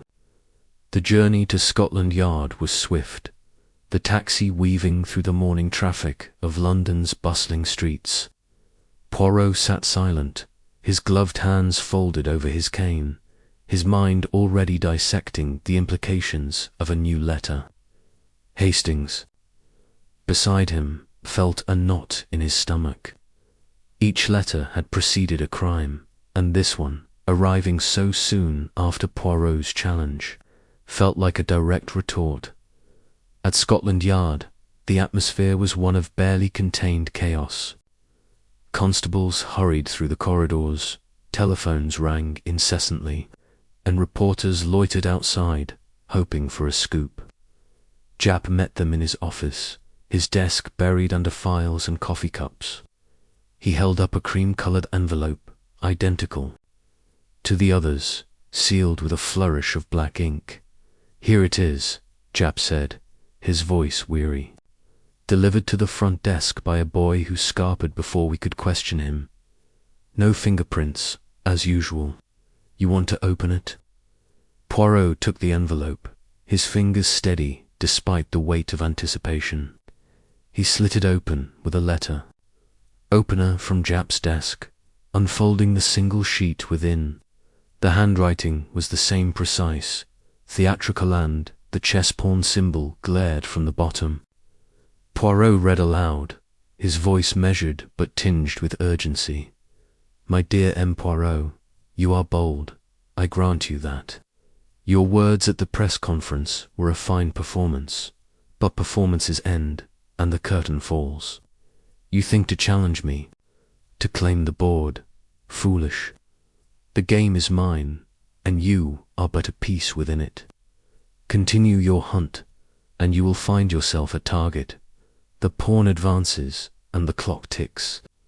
No clue this time, my friend, only a warning. Step carefully, or the next move is yours." Yours in anticipation, a friend. The room fell silent, save for the distant hum of the city. Hastings' face paled, his worst fears confirmed. "Good Lord, Poirot," he said, his voice low. "He's threatening you directly. This isn't a game anymore, it's personal." Japp's jaw tightened. "He's right, Poirot, this chops. Not just taunting you, he's promising to come after you. We need to put a guard on you, maybe even pull you off the case. Poirot's eyes flashed, a rare spark of defiance. Pull me off? Nan, Jap. That is what he wants to see. Poirot, retreat. I will not give him this satisfaction. This letter, it is a sign of weakness. He is rattled, and a rattled mind makes errors. Hastings leaned forward, his hands clenched. Rattled or not, he's dangerous. We can't just sit here and wait. For him to try something, what's the plan? Poirot set the letter down, his mind racing. The plan, Hastings, is to proceed. The pawnmaster threatens because he fears.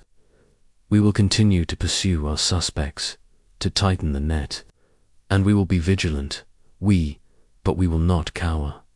Jap sighed, rubbing his eyes. All right. Poirot, but I'm putting a plainclothes man outside your flat. No arguments.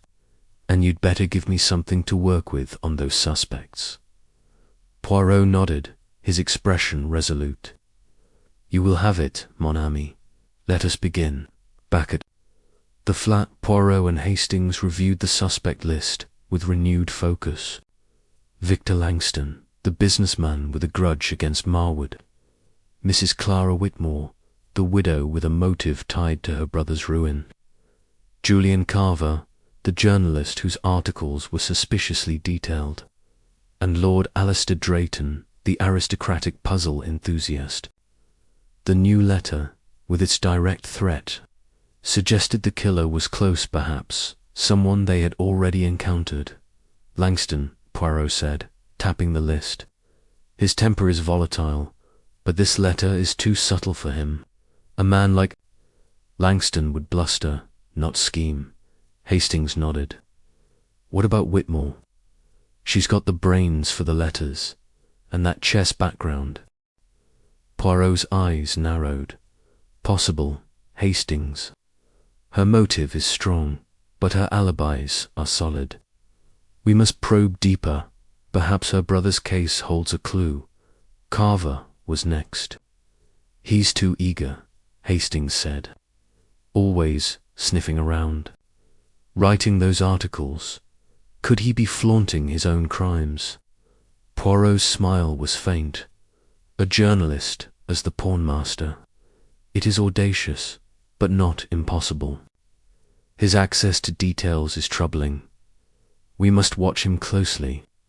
Drayton, with his intellect and chess expertise, remained an enigma. He plays games, Poirot said, but murder? We need a motive, a connection to the victims. To test the suspects, Poirot devised a plan. We will invite them to a gathering, he said. A small event, under the guise of discussing the case. The pawnmaster, if he is among them, will reveal himself through a word, a glance, a slip. Hastings frowned. Invite them. That's risky, Poirot, especially after this letter. What if he tries something? Poirot's eyes gleamed. Then we will be ready, mon ami. The hunter must sometimes lure the prey. The gathering was arranged for the following evening at a private room in a discreet Mayfair club, a neutral ground where Poirot could observe his suspects. Invitations were sent to Langston, Whitmore, Carver, and Drayton, framed as a consultation on the pawnmaster case. Jap, skeptical but cooperative, agreed to station plainclothes officers nearby, and Hastings insisted on carrying his revolver. In the meantime, Poirot and Hastings pursued leads. Poirot visited the British Library, researching Mrs. Whitmore's brother, James, whose smuggling conviction had been Marwood's triumph. The case files revealed a complex network of accomplices, some still at large. Poirot noted a Named word. Finch, a former associate of James who had vanished after the trial. Could Finch be the pawnmaster, acting through Whitmore or alone? Hastings, meanwhile, shadowed Julian Carver. following him from his newspaper office to a pub where he met a shifty-looking man. The exchange was brief. A folded paper passed under the table, but Hastings couldn't get close enough to hear. He reported this to Poirot, who filed it away as another thread. Langston's movements were harder to track, but Japp's men confirmed he had been seen arguing with a known fixer in the East End. Drayton, elusive as ever, was spotted at a chess club, playing a match with an intensity that unnerved his opponent. The evening of the gathering arrived, the Mayfair Club aglow with soft lighting and the murmur of conversation. The private room was elegant but intimate, its walls lined with books and a fire crackling in the hearth. Poirot, immaculate in his evening dress, greeted each guest with a disarming smile, his eyes missing nothing. Victor Langston arrived first, his bulk filling the doorway. He was gruff, his handshake firm, but his eyes darted nervously. "What's this about Poirot?" he demanded. "I've got better things to do than play detective." Poirot's tone was soothing. "Patience, monsieur. We seek only to understand the pawnmaster's game. Your insights may be valuable." Mrs. Clara Whitmore entered next, her black dress simple but elegant. Her face was composed, but her hands trembled slightly as she accepted a glass of sherry. "I hope I can help, Poirot," she said quietly. "This killer, he's a monster." Julian Carver swept in, his journalist's grin masking a sharp gaze. "Quite the party," he said, lighting a cigarette, hoping to catch the pawnmaster over brandy. Poirot's smile was enigmatic. "Perhaps, monsieur. The truth often reveals itself in conversation." Lord Alistair Drayton was last, his silver hair gleaming under the chandelier he carried. A chess pawnivry, not ebony in his pocket, twirling it absently. "A fascinating case," he said, his voice smooth. "I admire your nerve, Poirot, challenging this killer so publicly." They sat around a polished table, the fire casting shadows on their faces. Poirot steered the conversation deftly, probing each guest about the victims, the pawns, the letters. Langston was dismissive, insisting he had no interest in chess or riddles. Whitmore spoke softly of her brother's ruin, her eyes glistening. Carver was voluble, tossing out theories with a journalist's flair, while Drayton's cryptic remarks hinted at a deeper understanding of the game. Poirot watched, his mind a steel trap. He noted Langston's fidgeting, Whitmore's clenched hands, Carver's too quick laughter, Drayton's calculated pauses. The pawnmaster, if present, was playing a subtler game tonight. The evening was drawing to a close when a sudden crash shattered the quiet. A chandelier above the table swayed violently, its crystals tinkling, then plummeted toward Poirot. Hastings lunged, shoving Poirot aside as the chandelier smashed into the table, sending glass and wood flying. The room erupted in chaos, guests shouting, footmen rushing in. Poirot, unscathed but pale, rose from the floor, his eyes scanning the ceiling. A rope, cut cleanly, dangled where the chandelier had been fixed. "A trap," he murmured, his voice low. The pawnmaster was here. Japp's men stormed in, securing the room. The guests were questioned, but none had seen anyone tampering with the chandelier. The rope bore no fingerprints, the cut made with a sharp blade. Langston was furious, Whitmore shaken, Carver oddly excited, Drayton calm but watchful. Poirot and Hastings returned to the flat at midnight, the near miss heavy on their minds. "That was no accident," Hastings said, pouring a brandy with trembling hands. "He tried to kill you, Poirot. right in front of us. Poirot nodded, his expression grim. We, Hastings. The letter was no idle threat. The pawnmaster is close perhaps, one of our guests, perhaps someone watching from the shadows. But this attack, it is a sign of desperation. He fears we are. Near Hastings, downed his brandy. Near where nowhere, Poirot. He's slipping through our fingers, and now he's targeting you. Poirot's eyes gleamed in the firelight. Slipping, non, mon ami. He has shown his hand, and it is trembling. The chandelier was bold, but reckless. We will tighten the net, Hastings, and we will catch him. The next morning, Poirot threw himself into the investigation with renewed vigour. He sent Hastings to the Mayfair Club to question the staff about the chandelier, while he visited Scotland Yard to review Japp's findings. The rope was common, available at any hardware shop, but its clean cut suggested a practised hand. Japp's men were canvassing the club's surroundings, but no witnesses had emerged. Poirot also dug deeper into the suspects. He telephoned a contact at the Home Office, requesting records on Edward Finch, Mrs. Whitmore's brother's associate.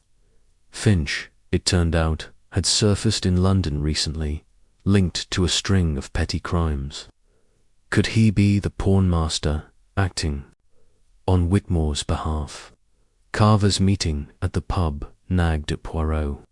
He sent a discreet inquiry to Japp, asking for surveillance on the journalist. Langston's East End fixer was another lead, though Japp's men had lost track of him.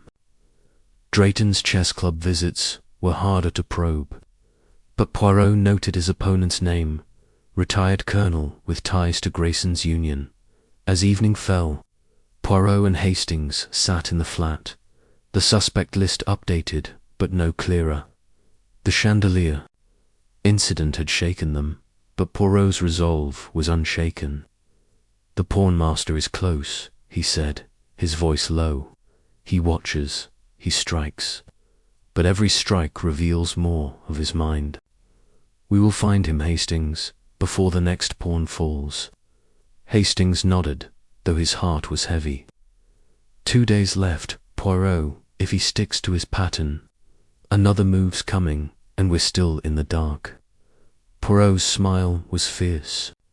The dark, non, mon ami. We are in the light, and it is the pawnmaster who must beware. The game is his, but the checkmate will be ours. As the clock struck midnight, Poirot sat by the fire, the letters and pawns before him, the pawnmaster's threat hung over him, a shadow on the board. But Poirot, for all his brilliance, knew that shadows could be chased, and he was ready to hunt. Chapter 7. The Chessboard Clouth, morning after the chandelier incident.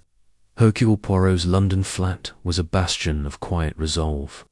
The air carried the faint scent of his morning tisane, but the usual calm was fractured by the weight of recent events. The pawnmaster's latest letter, a direct threat to Poirot himself, lay on the desk alongside the others, its words step carefully, or the next move is yours.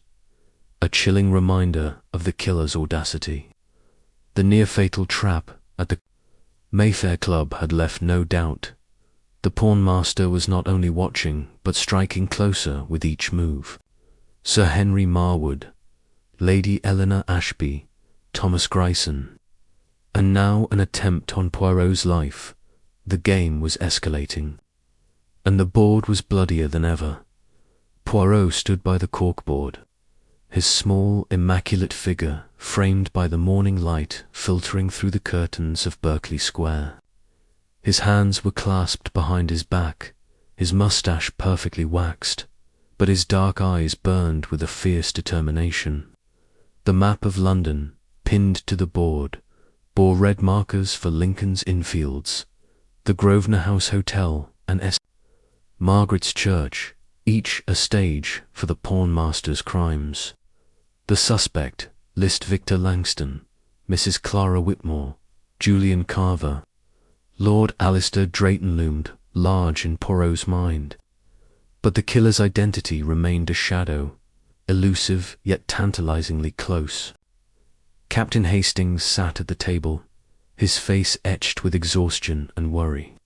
He clutched a cup of coffee, his eyes fixed on the newspaper, its headlines screaming, "Pawnmaster targets Poirot." Julian Carver's article, as always, was a mix of sensationalism and unsettling detail, hinting at the chandelier's sabotage with an accuracy that deepened Poirot's suspicions. "Poirot," Hastings said, his voice hoarse, "this chop's not playing anymore. He tried to kill you last night. We can't keep dancing around his traps. We need to catch him before he strikes again." Poirot turned, his expression calm but resolute. "Catch him, Hastings. That is our goal. But to catch a hunter, one must understand his hunt. The pawnmaster is bold, but his boldness betrays him. The chandelier was reckless, a sign of fear. He knows we are close, and that is why he strikes at me." Hastings set the newspaper down, his frustration boiling over. "Close. We've got a list of suspects, but they're all shadows. Langston's too blunt, Whitmore's too quiet, Carver's too obvious, and Drayton's too slippery. And now we're waiting for another move, another letter, while he's out there planning God knows what." Poirot's lips curved into a faint smile. "Patience, mon ami. The pawnmaster's game is complex, but it is not infinite. Each move reveals more of his mind, the pawns, the letters, the stages he chooses. Last night, he showed us his fear. Today, we will find his pattern." As if to punctuate his words, a soft knock sounded at the door. George Poirot's valet entered, holding a small parcel wrapped in brown paper. "This was left at the door, sir," he said, his tone measured. No messenger was seen. Poirot's eyes narrowed as he took the parcel, his gloved fingers tracing its edges. It was light, unremarkable, addressed to M. Hercule Poirot, in the same theatrical black ink as the letters. No return address, no postmark hand-delivered, like the others. Hastings tensed, his hand inching toward the revolver in his pocket. "Careful, Poirot," he said, his voice low. "After last night, this could be anything." Poirot nodded, his movements deliberate. He placed the parcel on the table, fetching a letter opener and a pair of tweezers from his desk. With surgical precision, he cut the string and peeled back the paper, revealing a small wooden box, its surface polished to a sheen. Inside, nestled in velvet, was a single chess piece, not a pawn, but a knight carved from ebony, its lines sharp and elegant. Hastings swore under his breath. A knight? What's this mean? He's changing the game. Poirot lifted the knight with the tweezers, studying it under the light. Changing, Nen, Hastings, refining. The pawn was his signature, his opening. The knight is a new move, a bolder one. In chess, the knight leaps, moving in an L shape, defying the grid. Our killer tells us he is unpredictable, that he jumps where we least expect. Tucked beneath the velvet was a folded note, its paper matching the letters. Poirot unfolded it, his heart quickening as he read aloud. "My dear M. Poirot, you survived the chandelier, a pity, but a testament to your luck. Luck, however, is fleeting. The game continues, and the knight leaps where the pawn once trod. In 2 days, another piece will fall. The clue, the knight dances where honor sleeps. Think carefully, my friend. The board is mine, and you are but a guest upon it. Yours in anticipation, a friend." The chess pawn symbol, bold and mocking, marked the page's bottom. Poirot's face was a mask of concentration as he handed the note to Hastings, who read it with growing dread. 2 days, Hastings muttered. Another riddle. The night. Dances, where honor sleeps. What's that supposed to mean? Poirot crossed to the fireplace, his cane tapping softly. It means, Hastings, that the pawnmaster escalates. The night is a piece of strategy, of surprise. Where honor sleeps, a place of tradition, perhaps, or sacrifice. A military site, a memorial, a place where honor is revered but dormant. Hastings rubbed his chin, grappling with the riddle. A memorial, like the cenotaph, or a military club, but dancers. That's odd for a night. Poirot's eyes gleamed. Odd, but deliberate. The night's move is a dance of sorts, weaving through the board.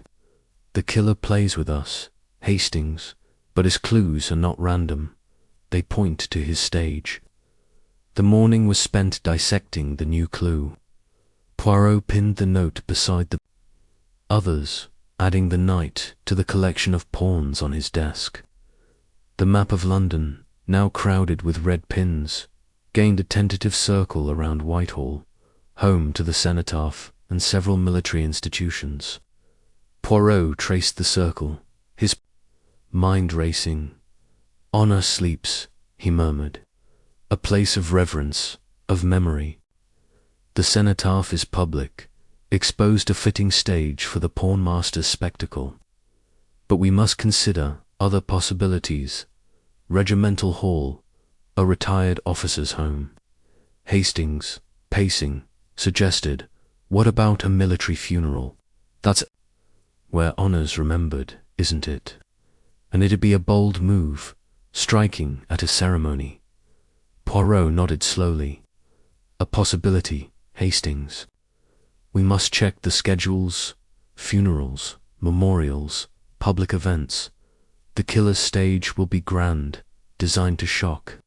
He telephoned Inspector Japp, who was buried in paperwork at Scotland Yard but promised to compile a list of military-related events in Whitehall and beyond. Japp's voice was strained, the pressure from the Home Office mounting. Poirot, he said, this night business has me worried. First pawns, now this. And after that chandelier stunt, I'm doubling the guard on your flat. Poirot thanked him, his expression resolute. Do what you must, Japp. But the pawnmaster will not be caught by guards. He will be caught by the mind. Poirot decided to revisit the crime scenes, hoping to uncover a pattern in the pawnmaster's choices. He and Hastings began at Lincoln's Inn Fields, where Sir Henry Marwood had been stabbed. The park was quiet, its grass still damp from recent rain. Poirot walked the paths, his cane tapping, his eyes scanning for anything overlooked. The spot where Marwood fell was unmarked now, but Poirot paused, visualizing the scene. Law, he said, his voice low. Marwood was law, struck in a place of justice. The pawn was his marker, the dagger his end. They moved to the Grosvenor House Hotel, its grandeur undimmed by the near tragedy of Lady Eleanor Ashby's poisoning. The ballroom, now empty, echoed with the memory of that night. Poirot stood by the terrace doors, where the pawn had been found, his mind replaying the chaos. Wealth, he murmured. Lady Eleanor was wealth, poisoned in a glittering cage. The pawn mocked her survival. Finally, they visited St. Margaret's Church, the site of Thomas Grayson's garrotting. The churchyard was silent, the gravestone where Grayson fell a sombre reminder. Poirot knelt, his gloved fingers brushing the grass. Power, he said. Grayson was power, silenced in the shadow of Parliament. The pawn was his epitaph. Hastings, watching, felt a chill. You're seeing something, aren't you, Poirot? A connection. Poirot rose, his eyes distant. A connection The stages are not random. They form a pattern, a shape. Law, wealth, power, each a pillar of society, each struck in a place that mirrors its essence. Back at the flat, Poirot spread the map on the table, connecting the crime scenes with a pencil. The lines formed a rough triangle, with Lincoln's Inn Fields, Grosvenor House, and St. Margaret's as its points. He stared at the shape, his mind racing. "Hastings," he said suddenly, "fetch my chess manual." The one by Philida Hastings, puzzled, retrieved the book from the shelf. Poirot flipped through it, pausing at a diagram of opening moves. "Look," he said, pointing. "The knight's gambit. The knight moves in an L shape, leaping over pieces. If we map the crime scenes as squares on a chessboard." He grabbed a ruler, measuring distances on the map. Lincoln's Inn to Grosvenor House 2 squares north, 1 west. Grosvenor House 2, St. Margaret's 1 square south, 2 east. An L-shape Hastings. The knight's move. Hastings' eyes widened. "Good Lord, Poirot, you're saying he's plotting his murders like a knight's tour? That's diabolical." Poirot's smile was grim. "Diabolical, oui. But it is a pattern, and patterns can be predicted. The next move will follow this logic, a knight's leap from St. Margaret's." He calculated the possible locations, marking them on the map. One stood out: Kensington, home to the Royal Albert Hall and several military memorials.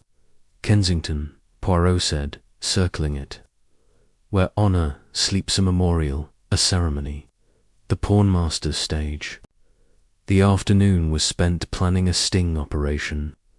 Poirot telephoned Japp, sharing his theory of the night's move. Japp, skeptical but desperate, agreed to focus resources on Kensington, particularly a memorial service scheduled for the next evening at the Hyde Park Corner War Memorial, honoring a retired general. The event, attended by military brass and dignitaries, was a perfect target for the pawnmaster's ambition. "We will be there," Poirot said, his voice firm. "The killer expects us to falter, but we will meet him on his stage." Japp assigned a dozen plainclothes officers to the memorial, with orders to watch for anyone matching the vague witness description stall: dark coat, hat. Hastings, uneasy, insisted on extra precautions for Poirot, who reluctantly agreed to wear a discreet bulletproof vest under his coat to test the suspect list. Poirot sent invitations to Langston, Whitmore, Carver, and Drayton, asking them to attend a public lecture on crime prevention the same evening across town in Bloomsbury. "If one is the pawnmaster," Poirot said, "their absence at the lecture may betray them." The evening of the memorial service arrived, the sky over Kensington a deep indigo. The Hyde Park Corner Memorial glowed softly, its stone figures solemn under the floodlights. A crowd gathered, veterans in medals, officers in dress uniforms, civilians paying respects. Poirot and Hastings arrived early, blending into the throng. Poirot's eyes scanned the crowd, noting faces, postures, anything out of place.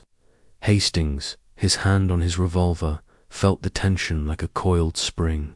The service began, a general delivering a eulogy for the fallen hero, General Sir Edmund Harrow. The crowd listened, heads bowed, but Poirot's attention was elsewhere. He watched the edges of the gathering, a groundskeeper sweeping leaves, a latecomer slipping into the crowd, a man in a dark coat lingering by a tree. His heart quickened, but he remained still, his mind a steel trap. The eulogy ended, and the crowd began to disperse, when a sudden cry shattered the quiet. A figure slumped near the memorial's base, blood pooling beneath him. It was General Harrow himself, stabbed in the chest, his medals glinting in the floodlight. Beside him, another ebony pawn. JAPP, single quotes as men surged forward, sealing off the area, but the killer was gone. A shadow in the night. Hastings swore, his frustration raw. Poirot knelt beside the body, his gloved hands examining the wound, a narrow stab, like Marwood's. The dagger, he murmured, the same Jap's face was a mask of fury. We had men everywhere. Poirot, how does he do it? No one saw a thing, just a blur, then nothing. Poirot rose, his expression grim. He does, Jap, because he plans. The night danced, and honor slept. General Harrow was the target, a symbol of military glory. The pawnmaster leaps again. Hastings, pale, stared at the pawn. We were right about Kensington, but wrong about the moment. He outplayed us, Poirot. Eyes were fierce. Outplayed, Nan, Hastings. We have seen his move, his pattern. The knight's gambit is clear now. We will predict the next leap. The rest of the night was spent at Scotland Yard, where Jap interrogated witnesses. No one had a clear view of the killer, a fleeting figure in a dark coat, nothing more. The pawn, like the others, was clean, the dagger untraceable. Harrow's background showed a distinguished career with enemies from old campaigns, but no obvious link to the other victims. Poirot checked the attendance at the Bloomsbury lecture. Langston and Whitmore had attended, ruling them out for the night. Carver was absent, claiming a deadline, while Drayton had sent regrets, citing illness. Both remained suspects, their alibis unverified. Back at the flat, Poirot updated the map, tracing the knight's move from St. Margaret's to Hyde Park Corner. The pattern holds, he said, his voice low. Law, wealth, power, honor. The next move will be another leap, another symbol. Hastings, exhausted, slumped in a chair. Another leap, another death. We're chasing his tail, Poirot. How do we get ahead? Poirot's smile was faint but resolute. We get ahead. Hastings, by thinking as he does. The knight's move is his secret, but it is ours now. The pawnmaster believes he holds the board, but every leap brings him closer to checkmate. As dawn broke, Poirot sat by the fire, the letters, pawns, and night before him. The pawnmaster's game was a labyrinth, but Poirot was navigating its twists, his mind unyielding. Somewhere in London, the killer was planning his next move, and Poirot knew the board was far from one. Chapter 8. The red herring, the pale light of dawn crept through the curtains of Hercule Poirot's London flat, casting faint shadows across the room's impeccable order. The scent of his morning tisane lingered, but the usual calm was shattered by the relentless pressure of the pawnmaster's game. The killer's latest strike general, Sir Edmund Harrow, stabbed at the Hyde Park Corner Memorial, had left another ebony pawn and deepened the city's fear. The night-shaped clue, the night dancers, where honor sleeps, had led Poirot to predict the location, but the pawnmaster's precision had outmaneuvered their sting operation. Now, with the killer's pattern of knight's moves on a London chessboard clear, Poirot's mind was a whirlwind of calculations, chasing a shadow that grew bolder with each strike. Poirot stood by the corkboard, his small, immaculate figure framed by the morning's grey glow. His hands were clasped behind his back, his moustache perfectly waxed, but his dark eyes burned with a fierce resolve. The map of London, now a battlefield of red pins, traced the pawnmaster's night's leaps. Lincoln's Inn Fields, Grosvenor House, St. Margaret's Church, Hyde Park Corner. The suspect, List Victor Langston, Mrs. Clara Whitmore, Julian Carver. Lord Alistair Drayton remained a puzzle, each name a thread that refused to weave into a whole. The chandelier trap at the Mayfair Club, a direct attempt on Poirot's life, hung over him like a storm cloud, proof that the pawnmaster was watching. Perhaps even among those they suspected. Captain Hastings slumped in an armchair, his face haggard from sleepless nights. He clutched a newspaper, its headline screaming, "Pawnmaster strikes again, General slain."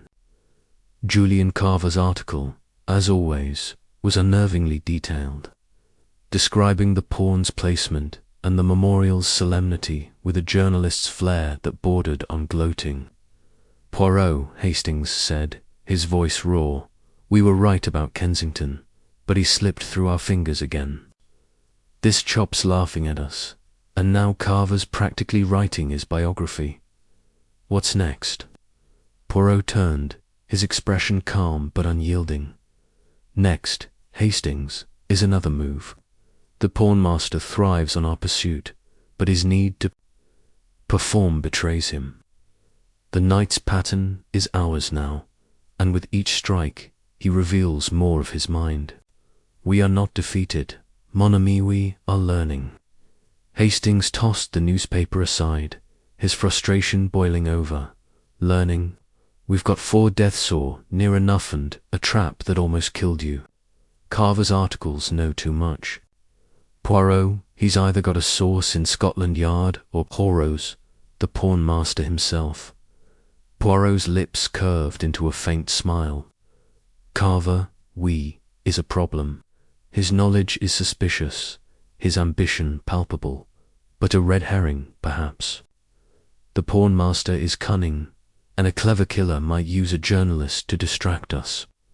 We must tread carefully, Hastings, lest we chase the wrong shadow." As if to underscore the urgency, the telephone rang, its shrill tone cutting through the quiet. Poirot answered, his voice clipped. "Oui," cessed Poirot. Inspector Japp's voice crackled through, heavy with exhaustion. "Poirot, we've got something on Carver. One of my men caught him snooping around Scotland Yard last night, trying to charm a clerk for case files. He's also been seen with a known forger, passing notes. You want us to bring him in?" Poirot's eyes narrowed, his mind racing. "A forger, terse interesant. Do not arrest him yet, Japp. Watch him, follow his movements. If Carver is our man, he will lead us to his stage. If not, he is a pawn in another's game." Japp sighed. "All right, but the Home Office is breathing down my neck. We need a break, Poirot, and soon." "Anything on that night's move theory?" Poirot glanced at the map. "The pattern holds, Japp. The next leap will be another night's move from Hyde Park Corner. We are narrowing the field. Kensington, Chelsea, perhaps Bloomsbury. I will send you a list of possible stages." He hung up, turning to Hastings. "Carver is a thread, Hastings, but not the only one. We must pursue all leads, but with caution. The pawnmaster expects us to focus on the journalist, and that is why we must look elsewhere." The morning was spent refining the night's move. Theory. Poirot spread the map on the table, measuring distances with a ruler. From Hyde Park Corner, a night's leap could land in several boroughs: Chelsea's King's Road, Bloomsbury's British Museum, or Westminster's Trafalgar Square. Each was a potential stage, but the clue, the night dancers, where honor sleeps, pointed to a specific theme. Poirot circled Chelsea, home to the Chelsea pensioners and the Royal Hospital, a place steeped in military tradition. "Honor sleeps," he murmured. "The Royal Hospital, where old soldiers rest. A fitting stage for the pawnmaster's dance." Hastings nodded, though his unease grew. "Sounds likely, but we thought the same about Kensington. What if it's another memorial, or a private event? We're guessing, Poirot. Poirot's eyes gleamed. Guessing, but with logic. The night's move is his rhythm, and we are learning its beat. We will focus on Chelsea, but we will not be blind to other possibilities. He telephoned Jap, requesting surveillance on the Royal Hospital and a list of upcoming events. Jap promised to send plainclothes officers, though he grumbled about resources. If this goes wrong again, Poirot, he said, it's my head on the block. Poirot's response was calm. It will not go wrong, Jap.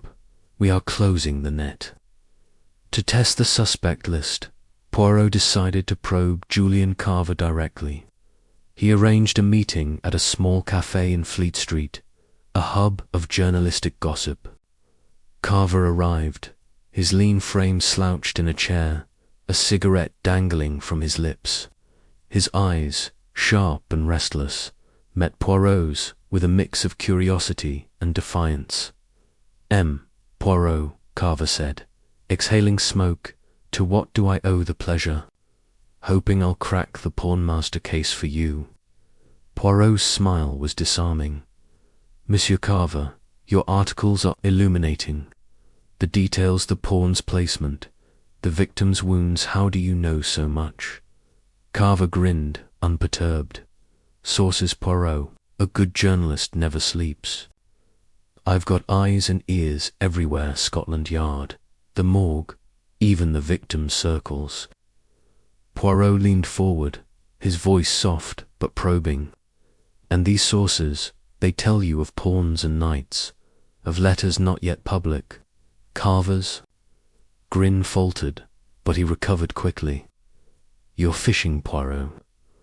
I write what sells, and the pawnmaster's the story of the century. If I knew more, I'd print it after a chat with you, of course. Poirot noted the deflection, the laugh. And you're meeting with a forger, monsieur. Notes passed in secret, what do they contain? Carver's eyes widened, a flicker of alarm. You've been tailing me. That's low, even for a detective. The forger's a source, nothing more. He gets me documents, court records, old cases, nothing to do with your killer. Poirot thanked him and left, his suspicions deepened. Carver's bravado was a mask, but for what? A journalist chasing fame, or a killer flaunting his crimes? Meanwhile, Hastings pursued leads on the other suspects. He visited Victor Langston's office, learning from a secretary that Langston had been in Chelsea the day before Harrow's murder, meeting a property developer. The alibi was shaky, but Langston's blunt demeanour seemed at odds with the pawnmaster's finesse. Mrs. Clara Whitmore was harder to pin down. Hastings called on her in Islington, finding her packing for a trip to the countryside. I need a rest, she said, her voice weary. This pawnmaster business, it's too much. Her alibi for Harrow's murder held a church choir practice, but Hastings noted a chess book on her shelf, its pages well worn. Lord Alistair Drayton remained elusive, but Hastings learned from a chess club contact that Drayton had played a match the night of the chandelier incident, ruling him out for that attack. His motive, however, was still unclear, no obvious link. To the victims beyond social circles, Poirot also dug into Edward Finch, Mrs. Whitmore's brother's associate. Jap's records showed Finch as a small-time criminal recently spotted in Chelsea. Could he be the pawnmaster, acting on Whitmore's behalf or his own grudge? The afternoon brought a breakthrough. Jap called, reporting that Carver had been caught trying to bribe a Scotland Yard clerk for access to the pawnmaster's letters. The clerk, loyal, had reported him, and Jap's men found a forged police pass in Carver's pocket. We've got him on tampering with evidence, Jap said. Enough to hold him. You want to question him? Poirot's heart quickened. Oui, Jap. Bring him in, but do not charge him yet. If he is the pawnmaster, we need his confession. If not, he is a pawn we can use. At Scotland Yard, Carver sat in an interrogation room, his usual grin replaced by a scowl. Poirot and Hastings watched through a one-way mirror as Japp leaned in, his voice hard. You've been playing fast and loose, Carver. Forged passes. Bribing clerks, what's your game? Carver shrugged, his eyes darting. I'm a journalist, Japp. I chase stories. The pawnmasters, the biggest fish out there. I needed those files to stay ahead. Poirot entered, his presence commanding despite his small stature. Monsieur Carver, he said, his voice soft but piercing, your articles know too much. The pawns, the night, the exact wording of the letter's details, not released. How do you explain this? Carver's scowl deepened. I told you, conspiracies. I've got a contact in your ranks, someone who leaks for cash. I'm not the killer. Poirot, I'm just doing my job. Poirot's eyes narrowed. A contact. Name them, monsieur, or we assume you are the source. Carver hesitated, then muttered a namer, junior constable, recently disciplined for gambling debts. Japp swore, promising to investigate. Poirot pressed further, asking about the forger, the notes, the chess imagery. Carver's answers were evasive, but he denied any role in the murders, insisting his only crime was ambition. Poirot left the room, his mind racing. He is guilty of something, he told Hastings, but the pawnmaster. I am not convinced. His knowledge is damning, but his mind lacks the killer's elegance. He is a red herring, Hastings, placed to distract us. Hastings frowned. Placed. You mean someone's feeding him information, using him to throw us off? Poirot nodded. Possible. The pawnmaster is a strategist. Carver may be his pawn, unwitting or not. We must look beyond him, to the hand that moves him. The evening of the predicted strike approached, the sky over Chelsea a deep indigo. The Royal Hospital's grounds were quiet, its red-coated pensioners a symbol of enduring honour. A small ceremony was scheduled, a wreath laying for a fallen, regimented by retired officers and local dignitaries. Poirot and Hastings arrived early, blending into the crowd. Japp's plainclothes men were stationed discreetly, their eyes scanning for any sign of the killer. Poirot's heart pounded, his bulletproof vest a heavy reminder of the chandelier's threat. He watched the crowd, a pensioner adjusting his medals, a groundskeeper sweeping paths, a man in a dark coat lingering by the gate. The clue, the night dancers, echoed in his mind, a warning of the killer's unpredictability. The ceremony began, a colonel delivering a somber speech. Poirot's eyes darted to the edges, noting a waiter serving drinks, a latecomer slipping into the crowd. Hastings, his hand on his revolver, whispered anything. Poirot shook his head, his voice low. Not yet, Hastings, but he is here. I feel it. The speech ended, and the crowd moved to lay wreaths, when a sudden gasp broke. The silence. A figure staggered near the hospital's entrance, clutching his chest. It was Colonel Reginald Thorne, a retired officer known for his wartime heroics. He collapsed, a narrow stab wound in his chest, blood-staining his uniform. Beside him, another ebony pawn.japp single quotes as men surged forward, but the killer was gone, a shadow in the dusk. Hastings swore, his frustration raw. Poirot knelt beside Thorne, his gloved hands checking for a pulse. He lives, he said, urgency in his voice. Quickly. Hastings, an ambulance. The colonel was rushed to hospital, his condition critical but stable. The pawn, like the others, was clean, the dagger untraceable. Japp's face was a mask of fury. "We had the place locked down, Poirot. How does he do it?" Poirot rose, his expression grim. "He does, Japp, because he plans." The night danced, and honor slept. Thorn was the target, a symbol of valor. But Carver's arrest proves he is not our man not tonight. Hastings, pale, stared at the pawn. "We were right about Chelsea, but wrong about Carver. He's in custody, so who's pulling the strings?" Poirot's eyes were fierce.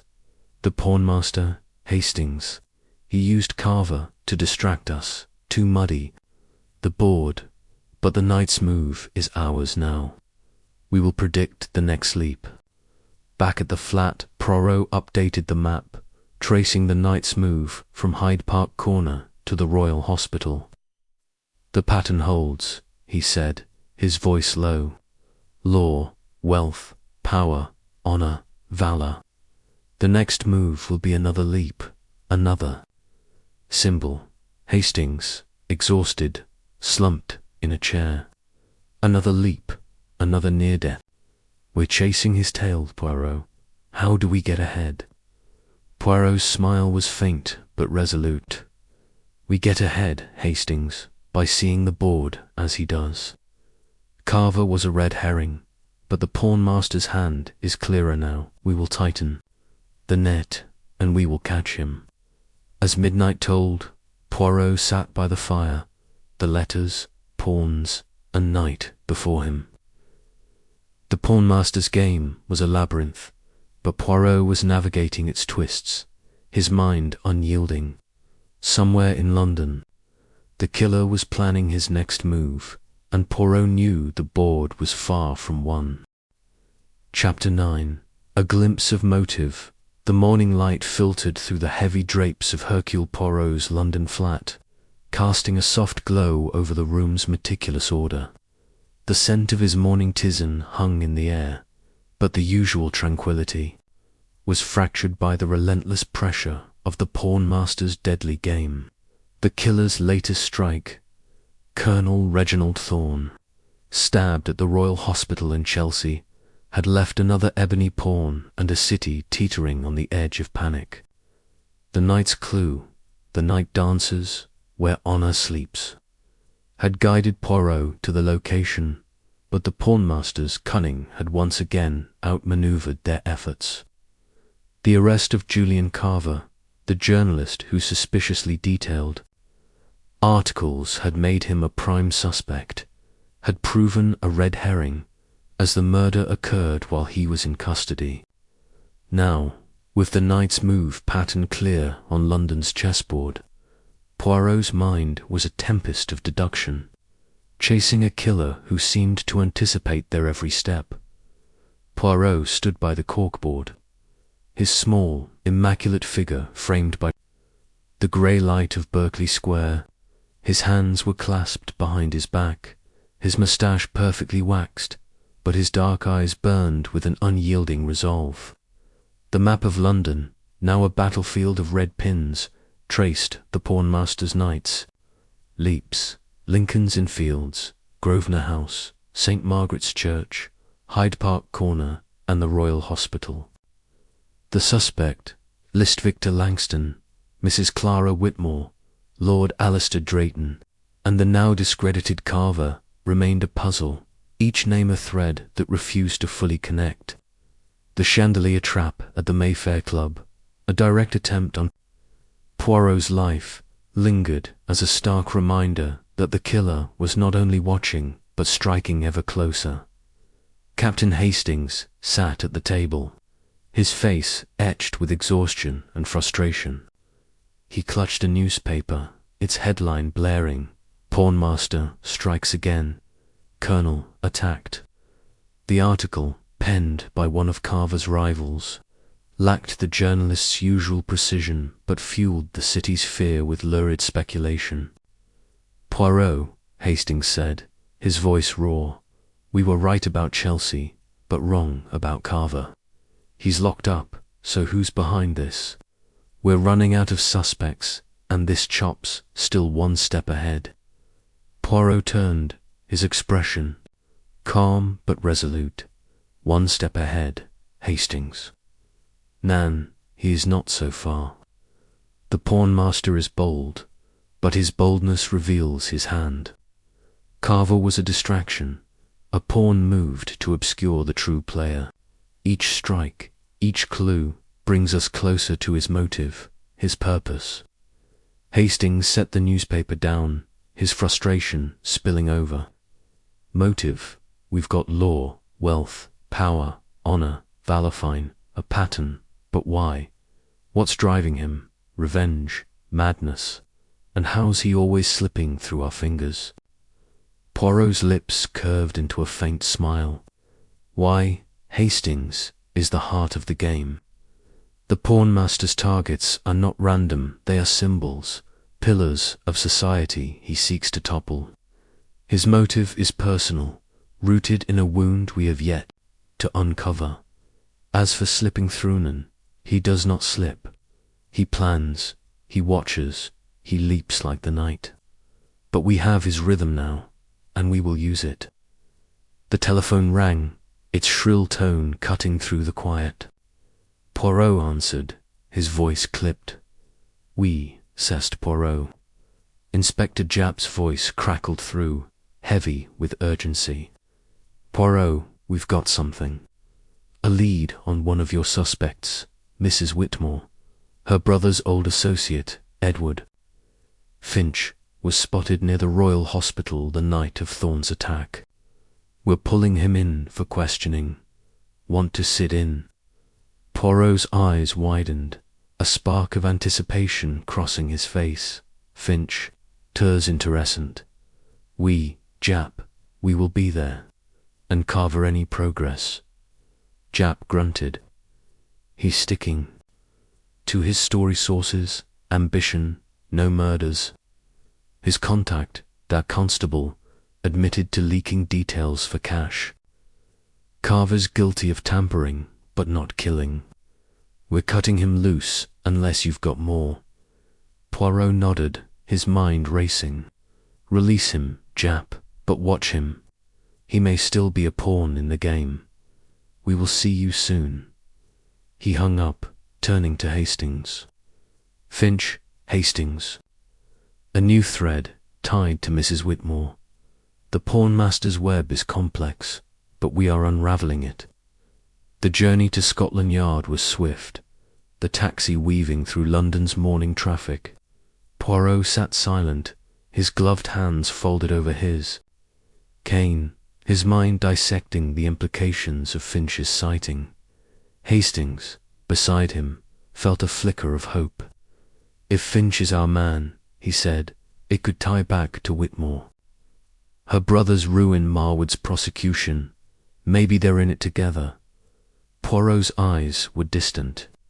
"Possible, Hastings, but we must not leap too soon. Finch may be a tool, a hired blade, or another red herring. The pawnmaster is a strategist, not a brute. We must see the board clearly." At Scotland Yard, the atmosphere was tense. A hive of activity as constables hurried through corridors and telephones rang incessantly. Japp met them in an interrogation room where Edward Finch sat, a wiry man with a scarred face and shifty eyes. His clothes were worn, his demeanor defiant but nervous. "Finch," Japp said, leaning across the table, "you were seen near the Royal Hospital 2 nights ago. Care to explain?" Finch shrugged, his voice rough. "I was passing through, looking. For work, Chelsea's got pubs, odd jobs. Didn't see nothing." Poirot stepped forward, his presence commanding despite his small stature. "Monsieur Finch, you are no stranger to crime.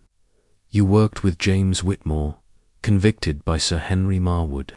A man with such a past, near a murder scene, it is not coincidence, Nan."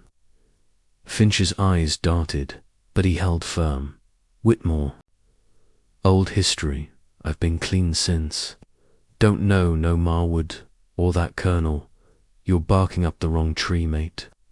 Poirot's voice was soft but piercing. And chess, monsieur, do you play? A pawn, a knight, do these mean anything? To you, Finch snorted. Chess, for toffs, not me. I play cards, maybe, but that's it.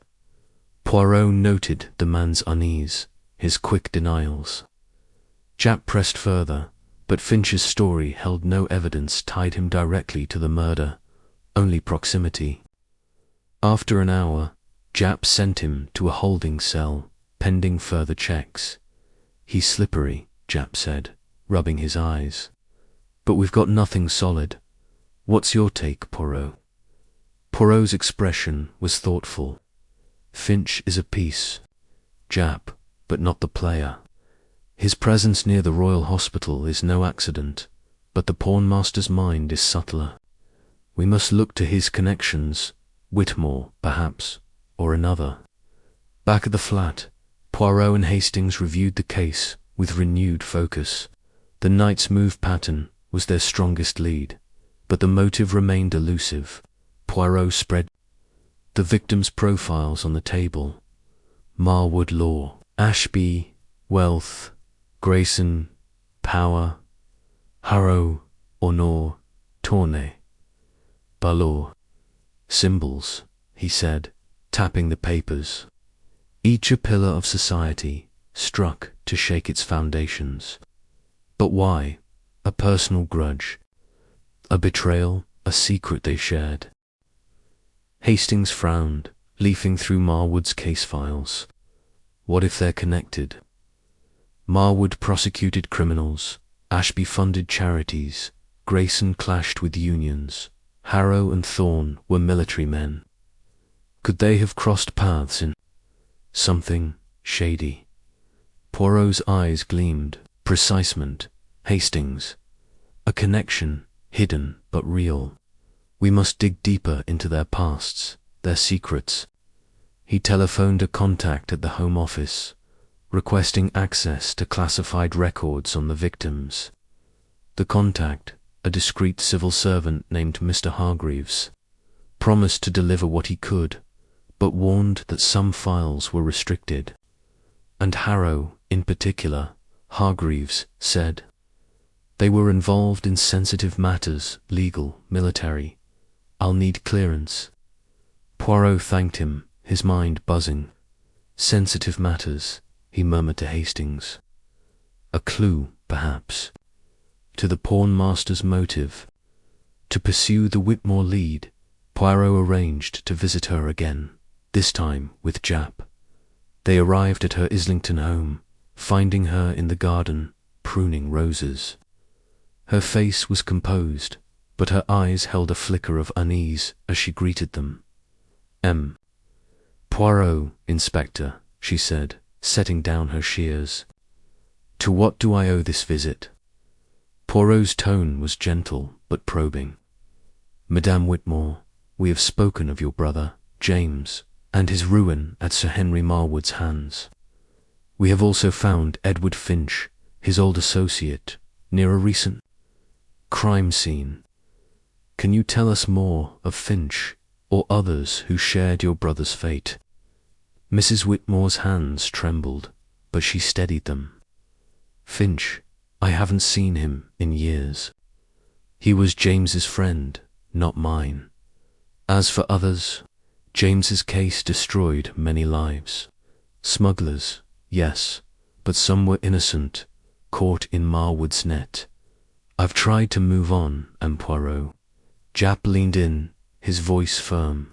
And chess, Mrs. Whitmore, you've got a board in your parlour, books on strategy. The pawnmaster's fond of chess, too. Her eyes flashed a rare spark of anger. Chess, a hobby, nothing more. My father taught me, and I played with James as a girl. Do you think me a killer, Inspector, because I know a knight from a pawn?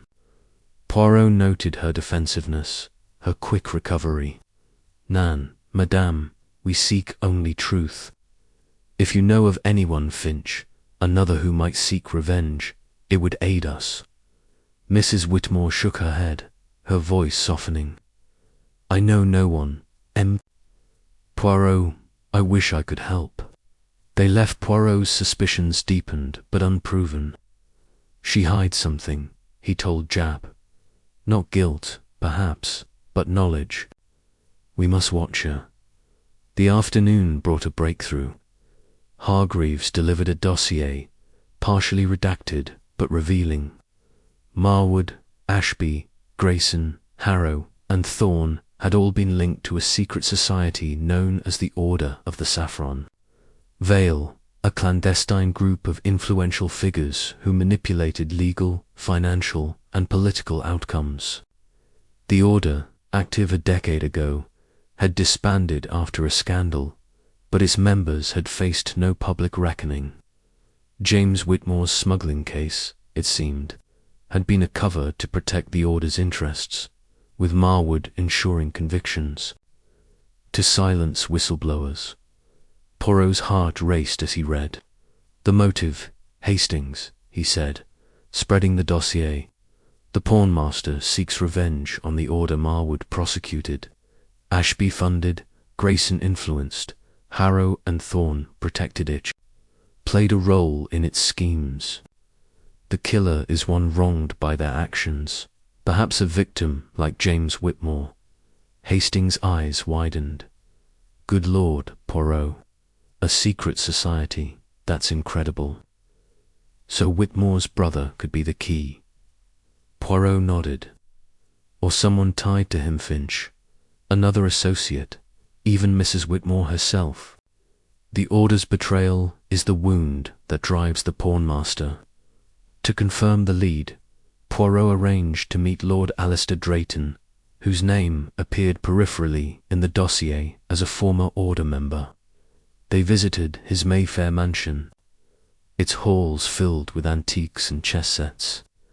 Drayton greeted them with his usual cryptic smile, offering sherry by the fire. "M. Poirot," he said, twirling an ivory pawn, "you're chasing shadows again. The pawnmaster's a fascinating puzzle, but I'm no killer." Poirot's voice was soft but piercing. "The Order of the Saffron Veil, monsieur. You knew of it, we. Marwood, Ashby, Grayson, Harrow, Thorne, they were members, and now they are targets. What can you tell us?" Drayton's smile faltered, his eyes narrowing. "The Order, old gossip, Poirot. A club of powerful men, yes, but nothing sinister. I attended a few meetings, dinners, talk of influence. It dissolved years ago after some indiscretions." Poirot leaned forward. "Indiscretions, monsieur, such as James Whitmore's conviction. A man ruined to protect the Order's secrets." Drayton's fingers tightened on the pawn. "Whitmore was a criminal, Poirot. Marwood proved it. If someone's targeting the Order, it's their own madness, not my concern." Poirot noted the tension, the quick deflection, and chess, monsieur. "Your skill is renowned. The pawnmaster's knights, moves are they familiar?" Drayton laughed, but it was strained. "Chess is a game, Poirot, not a manifesto. I play for pleasure, not murder." They left. Poirot's suspicions sharpened. Drayton knows more. He told Hastings. Not the killer, perhaps, but a keeper of secrets. The Order is the key. The evening brought a new letter, hand-delivered to the flat, its envelope identical to the others. Poirot opened it with care, his heart pounding. As he read aloud, "My dear M. Poirot, the night danced, and honor slept. You saw my move, but not my hand. The game grows richer, does it not? In 2 days, another piece will fall. The clue, the night turns, where justice weeps. think deeply, my friend. The board is mine, and you are but a shadow upon it, yours. In anticipation, a friend, the chess-pawn symbol, glared from the page. Hastings swore, his fear raw. 2 days, Poirot, another riddle. Justice weeps, a courthouse, a prison. And the knight's turning, what's that mean? Poirot crossed to the map, his cane tapping. Turning, Hastings a knight's pivot, another leap. Justice weeps, a place of judgment, of sorrow. The Old Bailey, perhaps, or a prison like Pentonville. The knight's move from Chelsea Points to Bloomsbury or Clerkenwell. He calculated the leap, circling Bloomsbury, home to the British Museum and several legal institutions. The British Museum, he murmured, a place of history where justice's tears are preserved in artifacts, or the Inns of Court where law mourns its failures. Hastings nodded, his unease growing. Sounds likely, but we've been wrong before. What if it's a trap, like the chandelier? Poirot's eyes were fierce. A trap, but we are not prey. The Order's secrets are the pawnmaster's fuel. We will find the next stage, and we will be ready. The next day was a flurry of preparation. Poirot telephoned Japp, sharing the Order lead and the new clue. Japp promised to focus surveillance on Bloomsbury, particularly the Inns of Court and nearby Lincoln's Inn, a symbolic echo of Marwood's murder. If this is about the Order, Japp said, we're dealing with a vendetta. I'll dig into their old files, see who else was burned. Poirot also revisited the antique shop in Bloomsbury, probing Mr. Grayson about the French dagger used in Marwood and Harrow's murders. Grayson recalled a second sailor, similar dagger, bought by a woman weeks earlier. Didn't get her name, he said. Dark hair, quiet, paid cash. Poirot's heart quickened. Mrs. Whitmore, or another. He thanked Grayson, his mind racing. Hastings, meanwhile, checked on Finch, learning he'd been released for lack of evidence but was spotted near Lincoln's Inn. The coincidence was troubling, but Finch's lack of chess knowledge didn't fit the pawnmaster's profile. To test Drayton, Poirot sent a discreet note, requesting a meeting to discuss the Order. Drayton's reply was curt, claiming illness, but Japp's men confirmed he was seen at a chess club, playing with a retired judge. The judge, Poirot learned, had ties to Marwood's cases, another thread as the evening of the predicted strike approached. Poirot and Hastings prepared for Bloomsbury. Japp's men were stationed at Lincoln's Inn and the Inns of Court, watching for any sign of the killer. Poirot's bulletproof vest was a heavy reminder of the chandelier, but his resolve was unshaken. The clue, the night turns, where justice weeps, echoed in his mind as they walked the quiet paths of Lincoln's Inn, its ancient buildings looming in the dusk. Hastings, his revolver ready, whispered, anything. Poirot shook his head, his eyes scanning the shadows. Not yet, Hastings, but he is near. The night turns, and we must be ready. The night passed without incident, the silence deafening. At dawn, a constable rushed to them, his face pale. Sir, it's happened. Not here, Bedford Square. A block away, a judge, Sir Lionel Trent, stabbed, pawn left behind. Poirot's heart sank, but his mind sharpened. They hurried to Bedford Square, finding Trent's body in a garden, a narrow stab wound in his chest, an ebony pawn beside him.